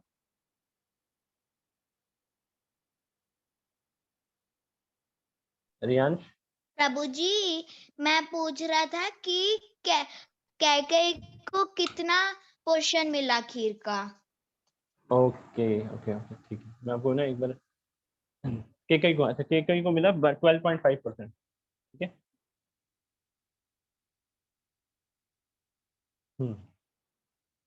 ठीक है, तो 12.5% मिला। मैं आपको चार्ट भी शेयर कर रहा हूँ, इसे ध्यान से देखिए।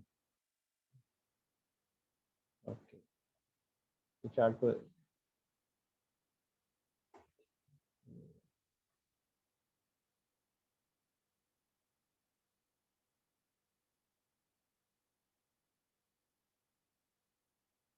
शेयर नहीं हो रहा, एक शेयर कर रहा हूँ।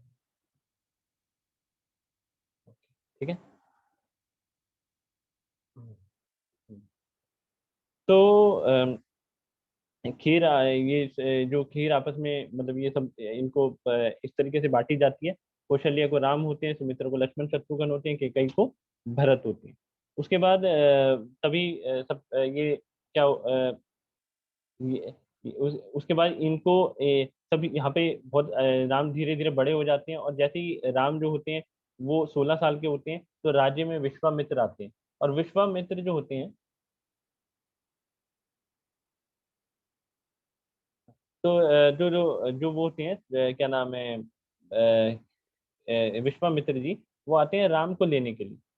राम को लेने के लिए आते हैं, तो वो दशरथ जी से कहते हैं कि हमें मेरे को आपको पुत्र चाहिए कुछ दिन के लिए, तकरीबन 10 दिन के लिए मेरे को आपको पुत्र चाहिए, क्योंकि हमें राक्षसों ने बहुत परेशान कर रखा है।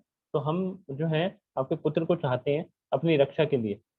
तो इससे हमें एक चीज पता लगती है कि अगर हम राक्षस मेंटेलिटी को हटाना चाहते हैं, तो हमें अपने जीवन के अंदर राम को लाना पड़ेगा, है ना, रावण को नहीं। अगर हम अपने जीवन से राक्षस मेंटेलिटी को हटाना चाहते हैं, अगर हम चाहते हैं कि हमें गलत गलत आदतें ना पड़े, तो हमें राम को अपने जीवन में बुलाना पड़ेगा, तभी हम गलत चीजों से बच सकते हैं। ठीक है ना, इस बात को ध्यान रखिएगा, राम को हमें अपने जीवन में बुलाना पड़ेगा, तभी हम गलत चीजों से बच सकते हैं। तो वो राम को जो है लेके जाते हैं। पहले दशरथ जी काफी मना करते हैं, लेकिन बाद में वशिष्ठ जी उन्हें को समझाते हैं कि आप इनको भेज दीजिए, ये सभी के लिए कल्याण कर होगा, और राम जी के लिए भी बहुत ही कल्याणकारी होगा, है ना।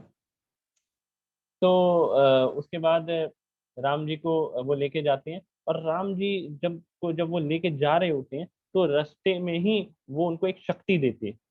सरयू नदी के पास जो है विश्वामित्र उनको शक्ति देते हैं। एक शक्ति होती है बल, और एक होता है अति बल। बल और अति बल एक ऐसी शक्ति है जिससे आपको भूख प्यास नहीं लगेगी, कोई थकान नहीं होगी, आपको कोई मतलब दुख नहीं होगा, आप बहुत शक्तिशाली महसूस करेंगे, ऐसी शक्ति है ना। तो ये शक्ति पाकर फिर वो आगे चलते हैं, और आगे चलते हैं तो वहां पर एक जंगल पड़ता है, और उस जंगल के अंदर एक खतरनाक राक्षसी रहती है जिसका नाम होता है ताटका। ताटक एक राक्षसी होती है, ताटक। उसकी वो ताटक जो होती है बहुत खतरनाक राक्षसी होती है ना। उसकी उसकी जो होती है बहुत बड़ी बड़ी बहुत मोटी तोंद होती है ना, और बहुत बड़े बड़े गाल होते हैं, है ना, बहुत बड़े बड़े ऐसे सींग होते हैं, है ना, और बाल बिल्कुल वो 1 महीने 2 महीने तक तो नहाती भी नहीं है ना, और बिल्कुल फटे पुराने कपड़े पहने होते हैं, और वो इतनी खतरनाक होती है, इतनी भारी भरकम होती है कि जो भी उस जंगल में आता था उस सबको वो खा जाती थी, है ना। तो राम जी आते हैं, और राम जी उस जंगल में जैसे ही प्रवेश करते हैं ना, तो सबसे पहले वो अपने धनुष की टंकार करते हैं, और उसकी टंकार से ना इतनी तेज आवाज होती है कि वो ताटक ताटक जो वो सो रही थी राक्षसी, वो अचानक उठ खड़ी होती है, कहती है कि किसने मेरी नींद डिस्टर्ब कर दी। वो दिन में सोती थी, और रात में वो अपना नाइट क्लब में जाती थी, या फिर अपने दोस्तों के साथ घूमती थी, है ना, मीट मछली खाती थी, है ना, गुटखा खाती थी। मतलब ये मैं आपको सच समझाने के लिए कह रहा हूँ कि मतलब सारी गलत गलत चीजें वो करती थी। तो वो दिन में सोती है, जैसे जो असुरी लोग होते हैं ना वो दिन में सोते हैं, और जो साधु पुरुष होते हैं वो असुरी लोग जो होते हैं वो दिन में सोते हैं, और साधु लोग जो होते हैं वो रात में सोते हैं। तो वो जैसे ही वो उसकी नींद डिस्टर्ब होती है, वो भागती भागती आती है, कहती है कि मैं किसने मेरी नींद डिस्टर्ब कर दी, मैं उसको छोड़ूंगी नहीं। और जैसे ही वो आती है, तो राम जी कहते हैं अरे ये तो स्त्री है, तो इसको मैं इसका मैं वध कैसे कर सकता हूँ। तो जो विश्वामित्र होते हैं वो कहते हैं कि इसको आप स्त्री मत समझिए, ये स्त्री के नाम पे धब्बा है, इसने इतने लोगों को मारा है, बहुत खतरनाक है ना, आप इसको तीर मारकर इसका उद्धार करिए, है ना। ये राक्षसी एक्चुअली में पहले राक्षसी नहीं थी, लेकिन इसको अगस्त ऋषि ने श्राप दिया था। अगस्त ऋषि ने इसको श्राप दिया था, तब ये राक्षसी बनी थी। और इस राक्षसी का जो पति था वो सुंड नाम का एक राक्षस था। और इनका पुत्र था मारीच। तो एक बार ये ऋषि को परेशान कर रहे थे, तो ऋषि ने इनको श्राप दिया था। तो तब से ये राक्षसी बन के घूम रही थी। और फिर राम जी उसको तीर मारते हैं, उसका उद्धार करते हैं। और वहां से फिर वो ऋषि वाल्मीकि जी के आश्रम में आते हैं। और वाल्मीकि जी का जो आश्रम था वो है सिद्धाश्रम। सिद्धाश्रम में आते हैं, और वहां पर जैसे ही वो यज्ञ एक बार जो वाल्मीकि जी हैं वो यज्ञ कर रहे होते हैं, तो वहां पर सुबाहु और मारीच जो दो राक्षस थे, सुबाहु और मारीच दो राक्षस थे, वो यज्ञ यज्ञ के अंदर बाधा डालने के लिए आते हैं। और ये राक्षस क्या करते थे, वो आते थे और वहां पर जो है मतलब बाथरूम कर देते थे, है ना, और उल्टी कर देते थे। इस तरीके से वहां पे आके वो ऋषियों को परेशान करते थे। और सुबाहु और मारीच दोनों वहां पे आते हैं, वहां पे ऋषियों को परेशान करने के लिए, है ना। ओके। और जैसे ही वो परेशान करने के लिए आते हैं, तो राम जी अपना तीर उठाते हैं और सबसे पहले वो सुबाहु को मार देते हैं। और मारीच को जो है वो बहुत दूर फेंक देते हैं, है ना, बहुत दूर फेंक देते हैं, है ना, 800 मील दूर फेंक देते हैं। और जहां पर मारीच गिरता है, आज आज उस जगह को मॉरिशियस कहते हैं। ठीक है, आज उस जगह का नाम है मॉरिशियस। ओके। तो तो कहने का ये मतलब है कि कहने का ये मतलब है कि अगर ये सब ऋषि चाहते तो खुद भी राक्षसों को मार सकते थे, है ना। ये सारे ऋषि चाहते तो खुद भी राक्षसों को मार सकते थे, लेकिन इन्होंने क्यों नहीं मारा? क्योंकि बेवजह क्रोध करने से हमारी जो शक्ति होती है वो कम हो जाती है। बेवजह क्रोध करने से हमारी शक्ति कम कम हो जाती है। तो अगर हमें चाहिए कि जब तक जरूरी ना हो हमें क्रोध नहीं करना चाहिए। और क्रोध से बचने का एक ही तरीका है, वो है अपने जीवन के अंदर राम को लेके आना, भगवान श्री कृष्ण को लेके आना। जब हम भगवान श्री कृष्ण को, राम को अपने जीवन में लेके आएंगे, जब हम इनको अपने जीवन में लेके आएंगे, तो क्या होगा? जितने भी लोग जो हमें परेशान करते हैं, भगवान उन लोगों से हमें बचाएंगे। ठीक है। आ, ये अभी मैं ये इसका ना मैं एक बार दोबारा शेयर कर रहा हूँ, आप ना इसका स्क्रीनशॉट ले लीजिए। ठीक है ना, मैं आपको इसका स्क्रीनशॉट ले लीजिए, और हम इसकी रिकॉर्डिंग भी हम देंगे आपको। और ये जो स्लाइड है हम शेयर कर देंगे व्हाट्सएप ग्रुप में। ठीक है। तो मैं एक बार हरे कृष्ण महामंत्र बोलूंगा, तब तक आप इसको नोट कर लीजिए, उसके बाद मैं इसे हटा दूंगा। हरे कृष्णा हरे हरे, हरे राम राम राम हरे हरे। ठीक है। तो हमें जब तक हम अपने जीवन के अंदर राम को नहीं लेके आएंगे, तब तक हमारा जीवन जो है वो इसी तरीके से बेकार की चीज़ों में जो है निकल जाएगा, और हम परेशान होते रहेंगे, है ना, दुखी होते रहेंगे। इसलिए हमें अपने जीवन के अंदर राम को लाना बहुत जरूरी है। जैसे विश्वामित्र अपने जीवन के अंदर राम को लेके आए, इतने बड़े ऋषि होने के बाद भी। इससे ये पता लगता है कि जो लोग इंटेलिजेंट होते हैं वो अपने जीवन के अंदर राम को लेके आते हैं, और जो लोग बेवकूफ होते हैं वो किसको लेके आते हैं? रावण को लेके आते हैं हमारे अपने जीवन के अंदर किसको लेके आते हैं? रावण को, है ना। तो आज हमने बहुत सारी चीजें समझी। सबसे पहले हमने ये समझा कि वाल्मीकि से मिलने नारद जी आते हैं। तो जब भी आपको कोई ज्ञान हासिल करना है, तो उस ज्ञान को हासिल करने के लिए कोई आपको ऐसा व्यक्ति चाहिए जो जिसने वो ज्ञान अपने गुरु से सीखा हो, है ना। और गुरु कौन होता है? गुरु जो होता है वो भगवान का सबसे बड़ा भक्त होता है। और गुरु वो होता है जो अपनी अथॉरिटीज को फॉलो करता है। गुरु वो होता है जो गुरु शिष्य परंपरा में आता है ना। तो नारद जी जो हैं वो गुरु हैं। और उन्होंने वाल्मीकि जी को सूत्र रूप में रामायण के बारे में बताया। और नारद जी का मतलब क्या होता है? जिसकी एप्लीकेशन कभी भी रद्द नहीं होती। नारद जी का क्या मतलब होता है? जिसकी एप्लीकेशन कभी रद्द ना हो। तो जो भी व्यक्ति नारद जी को अपने जीवन में लाता है, तो उसकी एप्लीकेशन कभी भी रद्द नहीं होती। जिसकी एप्लीकेशन कभी भी रद्द नहीं होती है। रद्द नहीं होती है मतलब, रद्द नहीं होती है क्या मतलब ये होता है कि अगर वो भगवान को समझना चाहता है तो वो तभी समझ सकता है जब उसको नारद जी आशीर्वाद दे, है ना। यानी कि कोई भक्त उसको आशीर्वाद दे तभी वो चीजों को समझ सकता है ना। तो हम कैसे समझ सकते हैं चीजों को? हम रामायण पढ़ के समझ सकते हैं, है ना। और रामायण क्या है? एक तरह का आशीर्वाद है ना। तो ये हमने समझा, नारद जी वाल्मीकि जैसे आके मिलते हैं।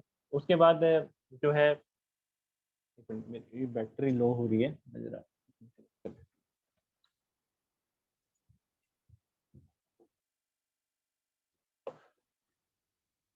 उसके बाद हमने ये समझा कि दशरथ जी ने किस प्रकार जो है अश्वमेध यज्ञ करवाया, और अश्वमेध किसी भी प्रकार के यज्ञ को करवाने के लिए जो है हमें जो है वो यज्ञ करवाने का जो उद्देश्य है, कोई भी हम यज्ञ करते हैं, कोई भी चीज हम करते हैं अपने जीवन में, उसका उद्देश्य वो हम क्यों कर रहे हैं वो हमें पता होना चाहिए। कोई भी चीज हम कर रहे हैं तो उसका वो चीज तभी सफल हो सकती है जब हम उस चीज के अंदर भगवान को सेंटर में रखें।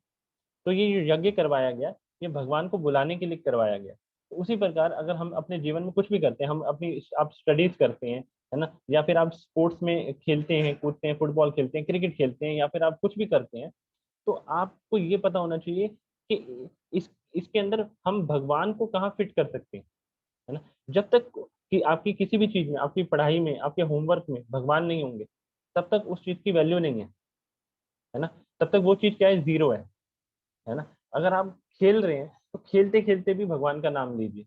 आप खेलते खेलते ये सोचिए कि मैं जो आज खेलने जा रहा हूँ, आज मैं क्रिकेट खेलने जा रहा हूँ, आज मैं फुटबॉल खेलने जा रहा हूँ, वो मैं इसलिए खेलने जा रहा हूँ ताकि मेरा शरीर सही रहे, और ताकि जब मेरा शरीर सही रहेगा तो मैं ढंग से बिना सोए हुए रामायण का अध्ययन कर सकता हूँ, भगवत गीता पढ़ सकता हूँ, है ना। ये आपको समझना चाहिए, ठीक है। तो ये चीज आज हमने समझने का प्रयास किया कि कोई भी चीज को करने के लिए सबसे पहले हमें पता होना चाहिए कि उस चीज को हम क्यों कर रहे हैं। और सबसे जरूरी चीज ये है कि अगर हम जो भी चीज करें उसके अंदर भगवान का होना बहुत जरूरी है, ठीक है। ये हमने आज सीखा कि भगवान का होना बहुत जरूरी है, नहीं तो कोई भी चीज सफल नहीं होती। और जिस प्रकार वाल्मीकि जी राम को अपने जीवन में लाए थे, उस प्रकार आप अपने जीवन में राम को लाएंगे तो हमें क्रोध नहीं आएगा, हमें जो है हम दुखी नहीं होंगे, है ना। हमें जो होगा लालच नहीं आएगा, बहुत सारी चीजें हैं जो हमें आती हैं वो हमें नहीं आएंगी, है ना। और हम एक अच्छे बच्चे बन पाएंगे, ठीक है। तो आई होप आज इतना आपको समझ में आया होगा, है ना। और अगर हम ऐसा नहीं करेंगे तो हमारी दुर्गति हो जाएगी, है ना। सब चीजें हमें बहुत सुंदर लगेंगी, लेकिन जो है वो चीजें आगे चल के हमें नुकसान देंगी, ठीक है। तो लास्ट में अ, अभी किसी का कोई प्रश्न है अभी इससे रिलेटेड, रामायण से रिलेटेड? अभी जो भी आपने क्वेश्चन से लिखे हैं कि ये सब जो मैंने अभी बोला है ना, इसको आप रिकॉर्डिंग को बाद में सुन सकते हैं। और जो कुछ आपकी क्वेरीज है, जैसे आप वन वर्ड क्वेश्चन पूछ रहे हैं, ये आप ना व्हाट्सएप ग्रुप में ना, उसमें आप चैट में लिख सकते हैं व्हाट्सएप ग्रुप के अंदर, है ना। क्योंकि मैं अभी ऑलरेडी मैंने जो चीजें बोली हैं, अगर मैं उसी को रिपीट करूंगा तो टाइम बहुत हो जाएगा, है ना। तो आप जो इस लेक्चर को दोबारा सुन सकते हैं, प्लस आप जो है व्हाट्सएप ग्रुप में टाइप कर सकते हैं, उसके अंदर हम आपको इसका आंसर दे देंगे ताकि सभी बच्चे सुन सकें, ठीक है। तो इस जो जितना भी मैंने बोला, इससे कुछ आपको शिक्षा मिली हो तो आप आप इसको शेयर कर सकते हैं। कितने लोग हैं जो इससे आपको क्या शिक्षा मिली है उसको आप शेयर करना चाहेंगे? कोई है यहाँ पर? अच्छा, उज्जवल सिंह अनम्यूट करिए उज्जवल सिंह को। उज्जवल सिंह, आप कुछ कहना चाहेंगे? आपको क्या शिक्षा मिली जो मैं अभी आपने सुना है? उज्जवल,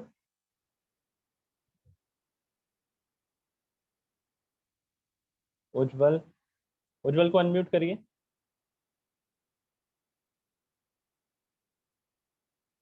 उज्जवल अनम्यूट हो जाइए। हरे कृष्ण प्रभु जी धन्यवाद। चलिए, प्रभु जी से मेरे को ये आपकी आवाज कट रही है, आपकी आवाज कट रही है। प्रभु जी आवाज है। हाँ, ठीक ठीक से नहीं आ रही, लेकिन बोलिए आप। ओके प्रभु जी से ये सीख मिलती है, जैसे वाल्मीकि जी को से पूछते हैं कि कौन कितना सुंदर तो वो है। आप थोड़ी देर बाद बोलिए, आपकी आवाज नहीं आ रही ढंग से, ओके, ओके, ओके। थोड़ी देर बाद बोलिए। ठीक है। नेक्स्ट सिद्धि राणा, आप आपको क्या शिक्षा मिली आज के, आप बताइए सिद्धि राणा जी। प्रभु जी, हाँ, मेरे को ये सीखने को मिला कि हमें जो भी काम करना चाहिए उसमें भगवान का होना इम्पोर्टेंट है। और हमें जो मतलब बुरी आदतों को मिटाना है तो हमें भगवान का सहारा लेना चाहिए, राम जी को अपनी लाइफ में लाना होगा। और हमें अपने माइंड को कंट्रोल करना चाहिए और अपनी बुद्धि को बढ़ाना चाहिए। बाय भक्ति और आध्यात्मिक ज्ञान से ही हम अपनी भक्ति को बढ़ा सकते हैं, और जिससे हम अपने जो मन है उसको कंट्रोल कर सकते हैं। हरे हरी कृष्ण। बोल, थैंक यू वेरी मच, बहुत अच्छा बताया आपने। और ये मानस चौहान जी, मानस चौहान, छोटी सी बच्ची, बहुत अच्छी लग रही है, आप बताइए कुछ। मानस चौहान, क्या शिक्षा मिल रही है आपको? मानस चौहान अनम्यूट नहीं कर पा रहे। अनुष्का माता जी, आप हैं क्या?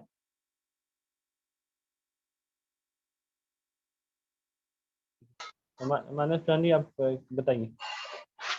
हाँ, हरे कृष्णा, दंडवत प्रणाम प्रभु जी। जी, क्या शिक्षा मिली आपको? प्रभु जी, आज हमें शिक्षा ये मिली कि हमें हम हमें जब भी अगर हम कोई भी सेवा स्टार्ट या कोई काम करने जाते हैं तो हमें भगवान का नाम लेना चाहिए।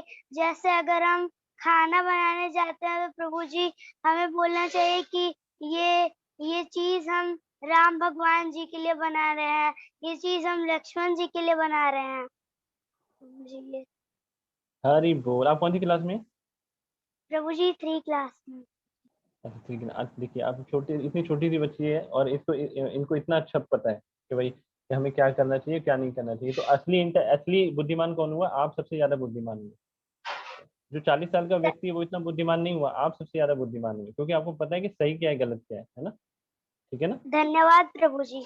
जी। हरे कृष्णा, और दंडवत प्रणाम। और कौन बताएगा? आज की कहानी से, मतलब आज की कथा से आपको क्या शिक्षा मिली? कुछ अपने जीवन से रिलेट करके भी बताना चाहें तो बता सकते हैं। सिमरन, सिमरन बताइए। सिमरन बताइए। सिमरन को तो हम देख चुके हैं, ऑफलाइन भी देख चुके हैं। सिमरन बताएंगे अब। आवाज़ नहीं आ रही है आपकी सिमरन, आवाज़ नहीं आ रही है आपकी। क्या मेरे को ही नहीं आ रही है, किसी को नहीं आ रही इनकी आवाज़? किसी को नहीं आ रही, आई थिंक इनकी आवाज़ ही नहीं आ रही। तो माता सिमरन, आप तो ना लीड लगाइए ढंग से ना। आई प्रभु जी आवाज? हाँ, अब आवाज़ आ गई, बताइए। प्रभु जी, आज की क्लास में मैंने ये सीखा कि हमें जब हम कुछ भी काम करते हैं तो हमें उसे भगवान के ध्यान में रख के करना चाहिए। जैसे कि हम क्रिकेट खेलने जा रहे हैं तो हम ध्यान में रख के जाएंगे कि अगर हम भगवान के लिए खेलेंगे, हम स्वस्थ रहेंगे तो हम भगवत गीता रामायण पढ़ेंगे। हम कुकिंग वगैरह करेंगे तो हम भगवान के भोग के लिए बना रहे हैं वो जो भी हम चीज बना रहे हैं। और अगर हम भगवान के बिना कुछ काम करते हैं तो वो कभी सफल नहीं हो पाता है। और अगर हम भगवान को माइंड में रख के वो काम करेंगे तो 100% चांसेस होता है उसके सफल होने के। और जो अ,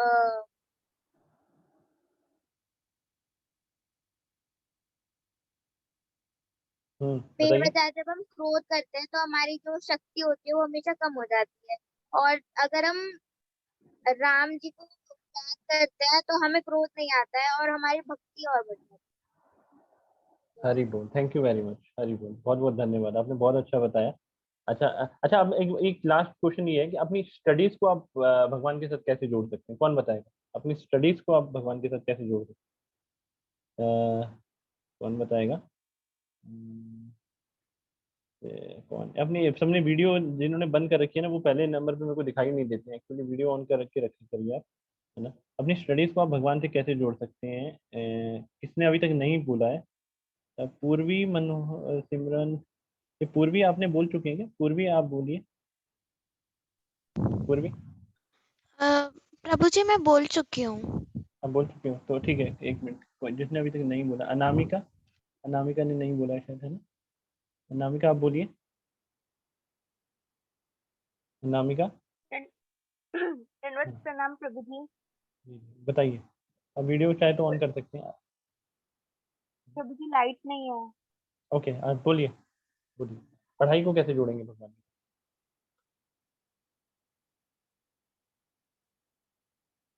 हम्म, ओके, वॉइस नहीं आ रही पूर्वी। पूर्वी, हाँ अब बताइए। हाँ। हरे कृष्णा प्रभु जी, आ रही है आपको? आ रही है। प्रभु जी मुझे ये बोलना है कि आज की लेक्चर में हमने ये सीखा कि हाँ, जो भी चीज है उसे भगवान के साथ रिलेट करना चाहिए। जैसे आप खाना बना रहे हो, भगवान के लिए बना रहे हो, कुछ खेल रहे हो आपको फिट रहने के लिए, और वो जो है आप दिन रात भगवत गीता, कृष्ण कथा ये सब पढ़ने के लिए। और आपको अपना जो मन है राम राम को वो करना चाहिए, रावण की तरह नहीं सोचना चाहिए। और जो है आपको हमेशा वो रहना चाहिए, क्या बोलते हैं, फिट रहना चाहिए। वेरी गुड, बहुत बढ़िया, वेरी गुड। अब लास्ट एक मैं और पूछूंगा, प्रिया प्रिया विठल। प्रभु जी, मैं जी आपसे एक क्वेश्चन पूछ सकती हूँ? जी पूछिए। जैसे है राम भगवान जो आए थे, वो रावण की वजह से आए थे ना, जो प्रकट हुए थे पृथ्वी पे, वो रावण की वजह से हुए थे। तो फिर रावण की क्यों नहीं पूजा की जाती है? क्योंकि उनके वजह से राम भगवान को प्रकट हुए, और उनके वजह से उनकी उन उनके वजह से हमें राम भगवान का वो मिला। अच्छा, एक चीज मैं आपसे पूछता हूँ, जो पुलिस प्रकट होती है वो क्यों प्रकट होती है? क्योंकि पुलिस, कोई गलत काम करता है। हाँ तो मान लीजिए कोई चोर है, तो वो चोर की वजह से पुलिस वहां प्रकट हो जाती है और उसे पकड़ लेती है। तो इसके इससे अगर तो इस सिद्धांत को हम यहाँ अप्लाई करें, तो हमें चोर की पूजा करनी चाहिए या नहीं करनी चाहिए? चोर महान हुआ कि उसने पुलिस को प्रकट करवाया है, या पुलिस महान नहीं हुई? प्रभु जी, मतलब एटलीस्ट उसे थैंक यू बोलना चाहिए। वो एक पूरा तो विलन नहीं हुआ, क्योंकि उसने अपने बहन को भी प्यार दिया। तब तक जब तक नारद जी ने बोला कि आपकी बहन का बेटा उसे नहीं, वो तो कृष्ण का आ गए, मैं थोड़ी सी अच्छा कंफ्यूज ठीक है, हो मैं गई। समझ गया। मैं एक चीज बताना चाहूंगा, आगे चल के हम और इस बारे में डिस्कस करेंगे, लेकिन सबसे मेन चीज, रावण की बहन का नाम क्या था, बताइए। प्रभु जी मुझे याद नहीं है, मुझे शूर्पणखा, लाइक शूर्पणखा, शूर्पणखा। तो शूर्पणखा के पति को किसने मारा? रावण ने मारा। अपनी बहन के ही पति को रावण ने मारा, है ना? इसके बारे में हम आगे चल के चर्चा करेंगे। अपनी उसने उसने अपनी बहन के ही पति को नहीं मारा। वो कई सारी, रावण जो था वो कई सारी स्त्रियों के मौत का, और साथ ही साथ कई सारी स्त्रियों के साथ उसने शोषण करा। ये सारी चीजें रावण ने करी, है ना? ये इस ये अब एक एंगल तो ये हो गया कि रावण ने ये सारी चीजें करी। दूसरा एंगल ये है कि रावण जो है, और ये जो भगवान है, जब भगवान आते हैं, तो भगवान जब भी आते हैं तो वो अपनी लीलाओं के माध्यम से सारे समाज को ये बताने का प्रयास करते हैं कि सही क्या है और गलत क्या है। तो उसके अंदर भगवान का ही कोई अपना जो होता है वो अच्छा रोल करता है, और भगवान का ही कोई अपना जो होता है वो बुरा रोल करता है। जैसे आप अपने स्कूल में कोई ड्रामा करते हैं, तो उसमें ड्रामे में कोई विलन बन जाता है, कोई हीरो बन जाता है, और उस ड्रामे के माध्यम से आप समाज को ये दिखाना चाहते हो कि सही क्या है और गलत क्या है। तो उसी प्रकार जब राम जी आते हैं, तो वो अपने साथ सारे अपने अपने जितने भी उनके साथ जो लोग जुड़े हुए हैं उन सबको लेके आते हैं, और वो एक ऐसा रोल प्ले करते हैं, एक ऐसा ऐसा सिद्धांत प्रस्तुत करते हैं कि वो दिखाते हैं समाज को, तो कि ये व्यक्ति ऐसे गलती करेगा तो उसको ये सजा मिलेगी, और ये व्यक्ति ऐसे सही कार्य करेगा तो उसे ये सजा मिलेगी। तो उस एंगल से देखा जाए तो रावण जो है वो एक रोल प्ले कर रहा है ना? लेकिन वो विलन का रोल प्ले कर रहा है यहाँ पर। वो यहाँ पर जो रोल प्ले कर रहा है रावण, वो सही रोल नहीं प्ले कर रहा है, वो गलत रोल प्ले कर रहा है। क्यों? क्योंकि उसने एक पराई स्त्री को अपमान किया, उसकी वजह से कई स्त्रियां मारी गई, कई स्त्रियों का उसने शोषण करा, सीता मैया को उसने किडनैप करा, अपनी ही बहन को उसने जो है अपनी बहन के पति को उसने मारा, है ना?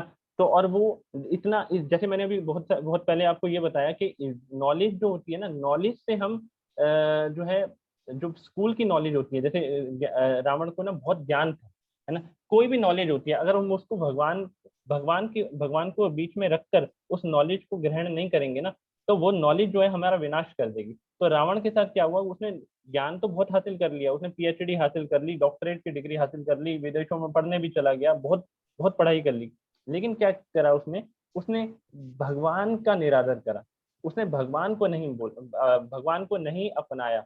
और ये नॉलेज जो है वो देने वाला कौन है, वो भगवान है ना। जो नॉलेज दे रहा है, अगर आप उसी का अपमान करोगे, उसकी रिस्पेक्ट नहीं करोगे, उसका विरोध करोगे, तो वो नॉलेज, क्योंकि वो नॉलेज आपकी नहीं है, वो भगवान की है, वो आपका विनाश कर देगी। तो रावण के साथ ये हुआ।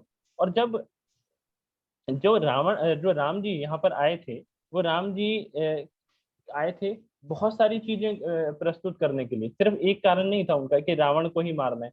तो रावण के जरिए राम जी ने कई सारे लोगों का उद्धार करा, और रावण का भी तो उद्धार करा, है ना, रावण का भी तो उद्धार करा। आप देखिए भगवान कितने अच्छे हैं कि जो एक विलन को मार के उद्धार कर रहे हैं। ऐसा कौन होगा, जैसे मान लीजिए आपको कोई दुश्मन है, तो आप अगर आप उसको मारोगे तो आपके मन में ये थोड़ी होगा कि आप इसका फायदा पहुंचाना चाहते हो, आप तो उसको क्रोध में ही मारोगे ना, है ना। सुन पा रहे हो। हाँ। हाँ, तो जब आप किसी जो आपके दुश्मन है, जो आप उसको कुछ कहोगे, या फिर आप आपसे किसी की बनती नहीं है, तो आप उसको कुछ भी कहोगे, गलत सलत कहोगे, या उससे बात नहीं करोगे, तो इसके पीछे आपका उद्देश्य क्या होगा कि ये व्यक्ति बहुत गलत है, इसने मेरे साथ ऐसे क्यों करा, मैं ऐसे जिंदगी भर बात नहीं करूंगी। तो हमारे मन में उसके प्रति द्वेष उत्पन्न होगा ना। लेकिन आप भगवान का हृदय देखिए कि भगवान आ रहे हैं एक गलत व्यक्ति को मारने के लिए, लेकिन उनके मन में द्वेष नहीं है, वो उसका उद्धार करना चाहते हैं, है ना। आप समझे। और उसका उद्धार जिसका भगवान उद्धार करते हैं, तो वो भी व्यक्ति जो होता है ना, जिस भी व्यक्ति का भगवान उद्धार करते हैं, वो जब भगवान उद्धार करते हैं, मतलब उसके हृदय से काम, क्रोध, लोभ, मोह, मद, मत्सर्य ये सब दूर कर देते हैं। और जब ये सारी चीज दूर हो जाती है, तब वो व्यक्ति पूजनीय हो जाता है, लेकिन उससे पहले वो पूजनीय नहीं है। ठीक है। तो अभी आपने जो पूछा कि हम रावण की पूजा जो है वो क्यों नहीं करते, तो हम इसलिए नहीं करते क्योंकि अभी वो गलत है। जब वो सही होगा, जब वो सरेंडर करेगा भगवान को, कि जब भगवान उसके हृदय का पोस्टमार्टम करेंगे, उसको मारेंगे, है ना, जब उसके हृदय से सारी चीजें हटा देंगे, तब हम जो है वो कह सकते हैं कि ठीक है, अब ये व्यक्ति जो है अपनी गति को प्राप्त हो गया, अब भगवान ने इसे उत्तम गति दे दी है, क्योंकि वो भगवान के हाथों मारा गया, तो उसे उसे हम नमस्कार करते हैं। लेकिन उससे पहले नहीं, उससे पहले नहीं, क्योंकि उससे पहले तो उसने सारी चीजें गलत करी है। ठीक है। हाँ। ओके। और प्रभु तो जी, और एक क्वेश्चन है। भारत जो है किसी जमाने में तो सोने की चिड़िया बोली जाती थी, पर बाद में जो है मुगल, ब्रिटिश ये सब आए, इंडिया सारा भारत का सारा माल ले गए हैं। पर जो वो है इंडिया इंडिया जो है उस अपने रूलर्स को ना सपोर्ट करके ब्रिटिश और मुगल को बहुत लोगों ने सपोर्ट किया, इसीलिए वो इतना आसान हुआ उनके लिए। और अभी भी इंडिया जो है वो बहुत एजुकेशनल है, पढ़ाई लिखाई उसमें बहुत अच्छे से होती है, बहुत वो होता है। पर प्रॉब्लम ये है कि लाइक जो पढ़ाई है वो अच्छी जगह पे यूज नहीं की जाती है, जो एजुकेशन मिलता है बच्चों को वो अच्छी जगह पे यूज नहीं किया जाती है, इसलिए इतना सारा मर्डर, वो वायलेंस ये सब इंडिया में है। एम आई राइट? ठीक। मैं देखिए, जो भक्त अभी जैसे क्वेश्चन पूछ रहे हैं वो रुक सकते हैं, और जो एक बहुत बहुत रेलिवेंट क्वेश्चन पूछा है, और जो भक्त अभी जाना चाहते हैं वो जा सकते हैं, है ना। तो मैं सिर्फ ये कहना चाहूंगा, जैसे शॉर्ट में बताऊंगा जो। ठीक है। हाँ, मैं ये कह रहा था, जो पूतना थी ना, पूतना पूतना कृष्ण को मारने के लिए आई थी, पता है आपको, है ना। तो पूतना, जब ये इनको अनम्यूट कर दीजिए पूर्वी। पूतना जो है वो कृष्ण को मारने के लिए आई थी, तो वो कैसा मेकअप करके आई थी। वो ब्यूटी पार्लर गई थी, उसने गोल्ड पैक लगवाया था अपने चेहरे पर, है ना, उसने नेल पॉलिश अच्छे अच्छे रंग की लगवाई थी, अच्छे अच्छे गहने पहने थे, है ना, बहुत अच्छा अब हेयर स्टाइल करा था फाउंटेन वाला, है ना, बहुत सज धज के आई थी। किसको मारने आई थी? कृष्ण को मारने आई थी, है ना। तो जब वो कृष्ण को मारने आई थी, तो वो अंदर से तो राक्षसी थी, लेकिन रूप किसका लेके आई थी? लक्ष्मी का लेके आई थी, है ना, लक्ष्मी का लेके आई थी। तो जो जो हमारी हम इस संसार में जो आप जिस चीज की बात कर रहे हैं, जो हमारी एजुकेशन है, या फिर जो हमारे गैजेट्स हैं, या फिर जो भी संसार में गलत गलत हो रहा है, तो वो इतने सजावटी ढंग से होता है कि हम उसके अंदर की छुपी हुई जो है इंटेंशन को, उसके अंदर के छुपे हुए उद्देश्य को, उसके अंदर की छुपी हुई बुराई को हम देख नहीं पाते। तो उसी तरीके से जो आजकल की एजुकेशन है वो पूतना के समान है। वो क्या कर रही है, वो बाहर से बड़ी सजी हुई है, वो कहती है कि आओ आओ। पूतना, पूतना को हम बुलाते हैं ना खुद, पूतना को सारे जितने भी वृंदावन वासी हैं वो पूतना को खुद लेके आए थे कि आइए आइए, ये तो बहुत बड़ी लक्ष्मी है और ये जाके हमारे बेटे को आशीर्वाद देंगी। तो हम क्या करते हैं, ये जो जितना भी चीजें हमारे समाज के अंदर गलत हो रही हैं, ये पूतना की तरह है।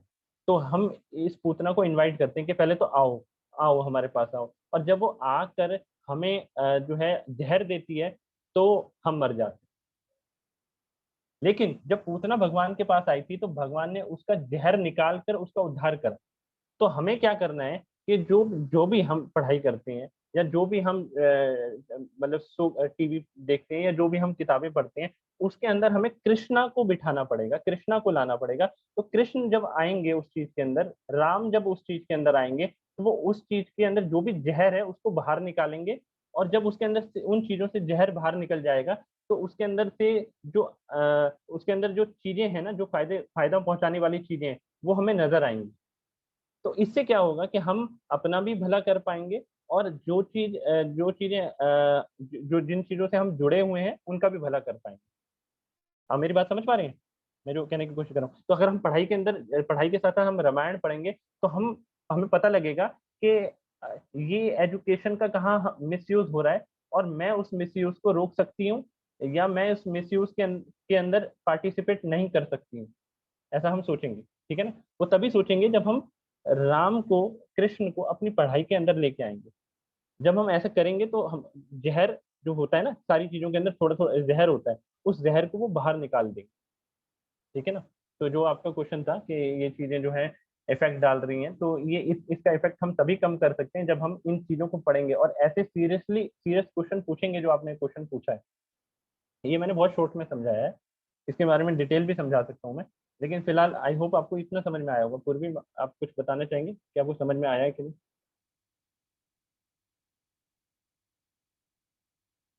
हरे कृष्णा।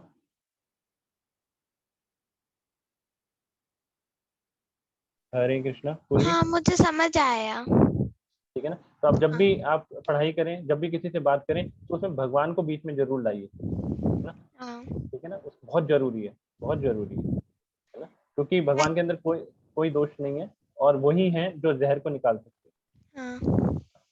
ठीक है। एक्चुअली जो रामायण अभी हम पढ़ रहे हैं उसका थोड़ा बहुत मुझे पता है, क्योंकि पहले मैं रामायण का आपको और एक क्विज हुआ है 2-3, तो उसमें मैंने पार्टिसिपेट किया था, पर उसके बाद मुझे टाइम नहीं मिला उसका, तो मैंने क्लासेस बीच में छोड़ दी। फिर मेरी नानी एक्चुअली इस्कॉन से है, मानली सुमित्रा देवी दास जी, तो उनने मुझे बार बार बोला, पर मैंने बोला कि लाइक अभी मैंने बीच में छोड़ दिया है, तो फिर से जो पूरा सिलेबस वापस याद दिलाने में, ये सब करने में बहुत टाइम लगेगा, तो मैंने उसे छोड़ दिया। फिर अब मेरे नानी ने बोला फिर से हो रहा है, तो मैंने बोला हाँ कर लूंगी मैं। बहुत अच्छी नानी है आपकी, ऐसी नानी सबकी होनी चाहिए, है ना? हम्म। ठीक है। और कोई क्वेश्चन? अभी हम बस सिर्फ 10 मिनट और लेंगे, और नहीं, मैं इसलिए, जो बच्चे जाना चाहते हैं वो जा सकते हैं, जो क्वेश्चन पूछना चाहते हैं वो पूछ सकते हैं, क्योंकि मैं आप इतनी देर रुके हैं और आपके अंदर जिज्ञासाएं हैं, तो मैं नहीं चाहता कि आप लोग ऐसे ही जाएं, तो इसलिए मैं टाइम दे रहा हूँ। और जो कॉमन क्वेश्चन है जो अभी हमने पढ़े हैं, वो तो आप चैट बॉक्स में पूछिएगा। जो out of the way question हैं जो आपको लग रहे हैं, सुहानी माधुरी पूछिए। सुहानी माधुरी, इनको अनम्यूट कर दीजिए, मैं करिए। हाँ, ये सुहानी माधुरी। हरे कृष्णा प्रभु जी। हम्म। प्रभु जी, मुझे ये पूछना था कि जो हमारा एग्जाम होगा तो उसमें कौन कौन से कांड आएंगे हमारे रामायण में से? अच्छा, ये इसका जवाब कौन देगा, बताइए, कौन देगा इसका जवाब? चैट बॉक्स में लिखिए कौन से कांड आएंगे हमारे।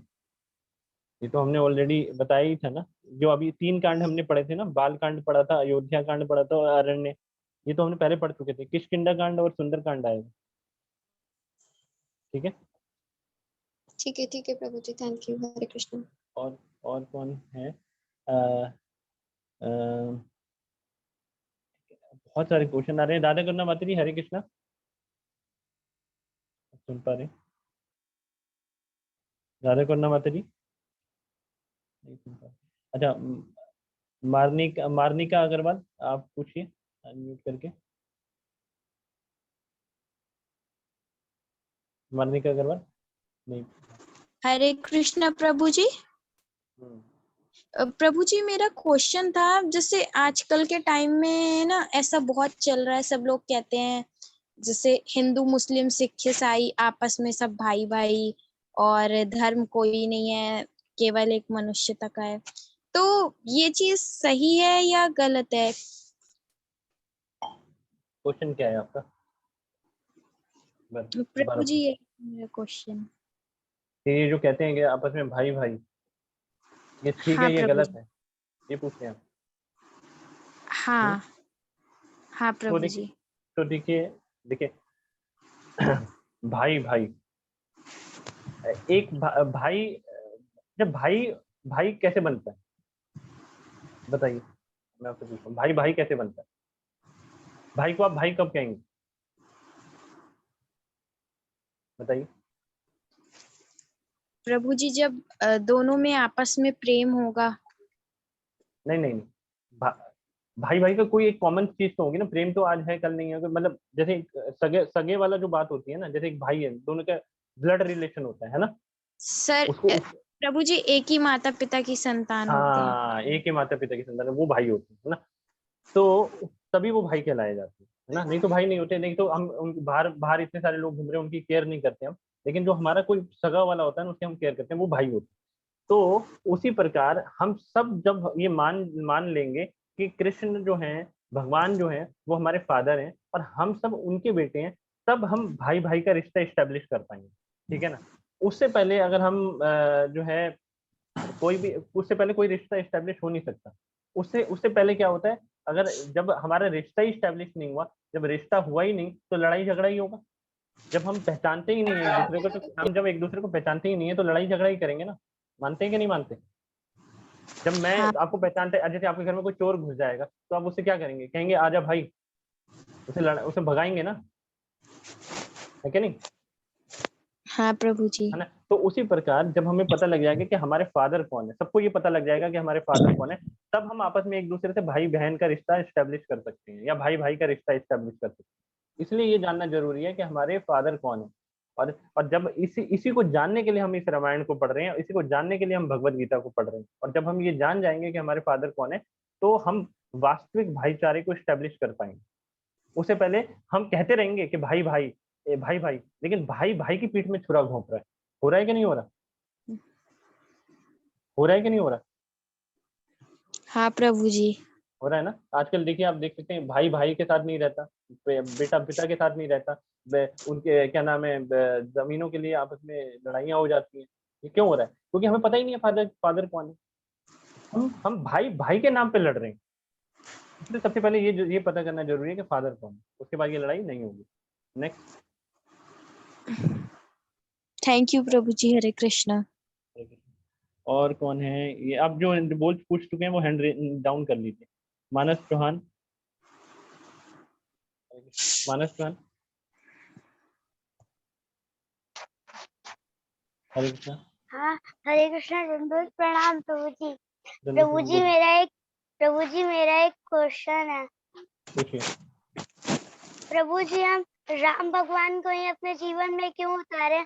हम कृष्णा भगवान को क्यों नहीं अपने जीवन में उतारे?